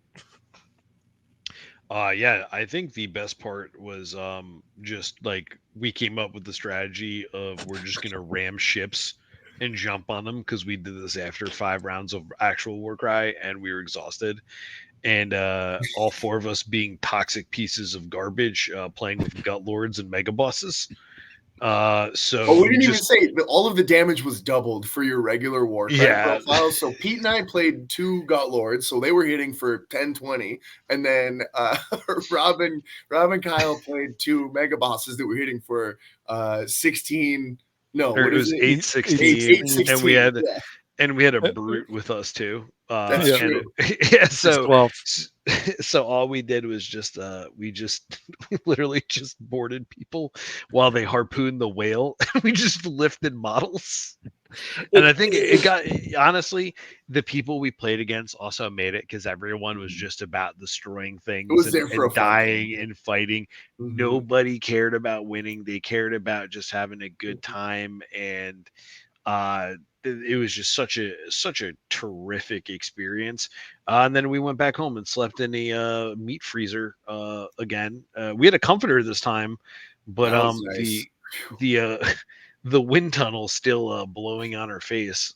My air mattress deflated an hour and a half into the night. So. Dude, anytime one of us moved, the other just bounced up like this, and like it was like Cirque du Soleil. Really, I just hear in the middle of the night, "You're going down, buddy," and then like got up and I just rolled to the edge and collided with the side of the bed, and Kyle's just like hanging above me, and I'm like, "Why?" I'm shouting down peasants, keep it down there. Start whipping us on the ground, just like, throwing dice at us. Dude, what'd you no. like about Man of Warcry though, dude? It was so nice that after like all our brains were absolutely fried. And I really wouldn't suggest only doing like 2 models trying to run a ship, because there was multiple times like play what they suggest. As fun as it was, you can use. Play what they say. Yeah. How many times we literally just let our boat just be like floating in the ether because our only 2 models were jumping on another ship to try to save it. We left our car and drive and just say, "We'll be right back. We'll be right back." We're gonna jump back. It'll be all right. So it was just a lot of fun. You couldn't take it too seriously, but at the same time, it was just such a big fail. And it, like, honestly, I did not expect those ships to look so good. Dude, like, they looked crazy. Wild. The amount of detail was just so true. I can't imagine how many hours of work have gone into each individual one of those. So much love was put into those ships. And then the dude broke it. We broke two of them broke on the day. Luckily, one of them was by one of the organizers, at least. I think part of me broke when I saw that. Yeah, no, super fun though. Absolute blast. If you ever get a chance to play Man of Warcry, do it. You're not going to regret it. The guys that run it are just excellent. Like they're so excited about it. And they put so much work into not only the ships but the rules, and they're just super chill guys. It's there for a fun time. So yeah, definitely sign up if you can. Yeah, and early because there's only like 8 spots. It's like really tight. Yeah, get in early. And it's worth it. Should we just briefly mention too the narrative that went on Friday and Saturday? And I know you guys did the Friday and then went on. No, I didn't do anything. I was so exhausted from the excellent high quality sleep I received that I kept trying to fall asleep near a wall, but people would come up and talk to me. So I was like, fuck it. I was like, shuck it. And then I just sat and chilled and talked. And I think the only dice rolling I did was when I didn't realize Justin had initiative dice, and I picked them up and just rolled them anyway. He's like, Justin and I were playing each other. Justin, the TO from the competitive day, we're just having a fun time. He was playing some fun Night Haunt, and the game was over almost immediately, just because we were playing some like asynchronized or asymmetrical missions and stuff. And we're like, whatever, let's just play it out. And Rob goes. Like current initiative dice roll and goes, whoa! And he goes, "You look what you got, Justin." I rolled him a quad, dude. Justin was so much fun that day. He walks in, moves my stuff, sits in my chair. He's like, "I'm sitting here," and he's like, "You're my opponent." I'm like, "We're on the same team." Like, what do you mean? Was it slap hands? Same team. Same team. That event was really cool though. Those guys do like an ongoing like narrative. Like they've got a whole like through line narrative that they do. They got animosity campaigns. That's what it's called, by the way. Yeah, they're dope. Good people. Yeah, and they put a lot of work into this year. I stayed for both days, and I can honestly say it gets better every year. They did like a coin-based system where you earn coins by completing things for each mission, and then you can use those. Very coins. Satisfying. Holding all of your kills in your hand. You're like, I killed this many dudes today. What's even more satifying is you could take those coins and either buy stuff or put bounties on people. So when I left, I said, Peter, if anyone kills Peter, here's 20 coins. And everyone was suddenly wanting to fight Peter so they could kill his models. And actually, secret bonus from the entire weekend, we got to meet James, aka JD Tattoo, who's been in the Discords and stuff like that. Super awesome dude. Got to hang out with him all weekend. He managed to take down Peter's blood pelt. The blood pelt hunter, right? He got the kill on it. And awesome time hanging out with James all weekend too. Really, really cool guy. Super stoked that he's in the community. Super good dude, man. Came up from Texas. Yeah. I thought his name was JDat. If he's in Austin, right? If you need a tattoo and you're near Austin, go hit up JD Tattoo on Discord and find out where his shop is, because he's a very talented artist. But yeah, it was just a ton of great people. played more games of Warcry after Dude, that. you're out of your mind. I think Kyle, you got 2 in before you guys had to go. Rob Yeah, got 1 initiative rolling in and my game the versus previous Justin. year, It was a I did all quad. 3 days. Honestly, all 3 days is fine. Like I've done it before. It's a lot of fun. For anyone who's thinking like that's a lot of like Warcry, honestly, like a lot of the sweat and tears comes from the competitive day. That narrative day is just so chill. It's so Everyone there is relaxing. No one's there trying to like get you do some gotchas or anything like that. Oh Most people yeah. aren't bringing anything crazy. I brought 1 box of Pyregeists. I wasn't killing anything. Like It I had was to go pick a staff bot, and staff bot wiped half my team. Should put that in perspective. But yeah, you just kind of get to go have fun, meet some people. I got to talk to a bunch of guys. It was their first tournament, and it was just come out, and that really shows like there was a lot of different Warcry events, right? And it's just something I always tell guys because I chase after tournaments like a fiend, but I'll be the first to say like it's an amazing game, right? So just show up, give it a try, whether or not you might think maybe tournaments aren't for me. Try one, because Also, chances are you're gonna enjoy it. And you don't have to go into a tournament expecting to win or do well. Just come in and get some games of Warcry. And if you want to get better at it, you can. If you don't, you don't have to. But just get some games in. Everybody at the tournaments is always cool.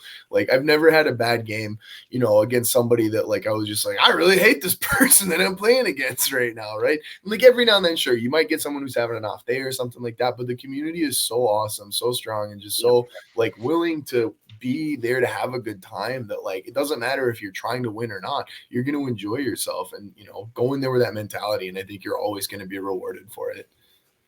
It's as I tell my kids, if you make a friend, you had a good day, and you're gonna make some friends here. And also, if we're there, you're gonna make 4 friends. Come goof with us always. We like to do goofs.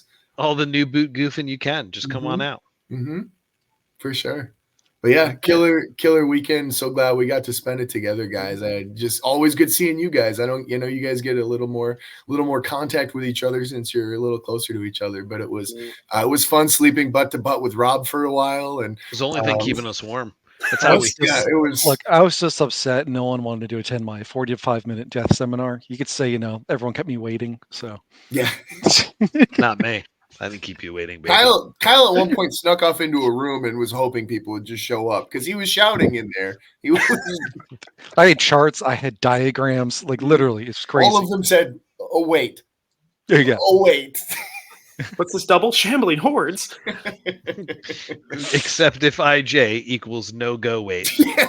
Then Rob came in as a tornado and just like, oh, I'm in iron, y'all. Look at me, I'm an orc. Move 3, more like move 12. But yeah, obviously the big ones coming up every year in the US. We have Adepticon, we have Nova. It sounded like next year for Nova, there's a contingent of the folks from the UK that are planning on coming over. So hopefully they're going to make it happen. Milwaukee is hosting Adepticon next year. So if you can get out to that, I'm for sure going to be there. I'm hoping, all the rest of you guys are also able to make that one. I know it's a little different, but and even if we're not there, go to tournaments, go to see people, meet the community, because the Warcry community is just an incredible place. We're so lucky to have so many awesome people, and just people that want to nourish it, grow it, and just have a good time together, without getting too nasty about the game, even when we're trying really hard. So Warcry is awesome. You guys are awesome. We're awesome. Fans are awesome. Everything is awesome. Yeah, they should make a song about that sometime. But get strike on here, man. YouTube come crashing down. Everything's fantastic. No, everything's mediocre when you're getting tabled. You guys get any last thoughts on it all? I'm just, you know what? It's just get out there and play. If you can't play, get on TTS. That's what we made it for people who don't have the locals to play. Reach out, have fun. It's an easy game. It's an easily very forgiving game in terms of community, in terms of players. People just want to play and have fun. Just play. It's the best thing you can do. Just play and have fun. Can't agree with Rob more. The only thing I'll say in addition to play is perfectly acceptable to show up to a tournament, a competitive tournament, knowing that you're probably not going to win, actual tournament, but then you went there to try to win the painting part of the tournament. That is an absolutely legitimate thing you can do, and I've seen people do it, and it is awesome, right? Warcry is such a small state right now. Every tournament is like an actual gaming tournament mixed with a painting tournament. So if you're just like, yeah, I just like painting these models, show up and just say, yeah, sure, I'm going to go 0-5, but I don't care. I'm going to be number one in painting. Let's do it. If you want to dress Come up, dress up like an and have idiot fun. with me. Yeah. Come in. We'll get a picture together looking like absolute jerks. There's a lot of different facets to the game and a lot of opportunities. Just go have fun. Enjoy. That's it. Have fun. If you, Rob, what should they do if they want to hear more about it from like a channel like ours or something, though? They should wait. They should wait. But if you wait, I get to move closer to your house. I don't know where it is, but I'm going to get closer. 3 feet closer every wait. Listen, please like, subscribe, hit that bell. We can keep doing this. We don't do it for anything else other than just to try and grow and have everybody just play a little bit better and have a little bit more fun. We hope to see you at the next Adepticon or the next Nova. Hope to see and talk to you on TTS. Come and yell at me. It's fun. It's a good time. And I think that's it for tonight. This was a long one. This was a doozy. This was a celebration of us as friends and teammates, and also a celebration as a community for a successful community tournament and just an overall awesome time. And that's really what it's about, is just straight enjoying days it. of Warcry just absolutely getting crushed at Nova. Just so many people playing, so much fun going on. Super cool. All right, not sleeping. If you want to freeze, get an air mattress. Let that wind hit you right in the face to your CPAP machine stops working. Yeah, if we weren't even in front of the vent, we were across the room. Like, that's the most absurd part. Like, I was fine. That part wasn't blowing on me. I don't have delicate skin like Rob does. You had to snuggle against me. You were going, Kurt. I didn't have to. I chose to. That was my choice. Before the couple starts arguing here, we should probably just close out the stream. So I'll talk to you after, Rob. I have the blanket. It's not coming back. It's mine. Get out there, play your best Warcry. We'll see you next time, guys. Have a good night, guys. Bye.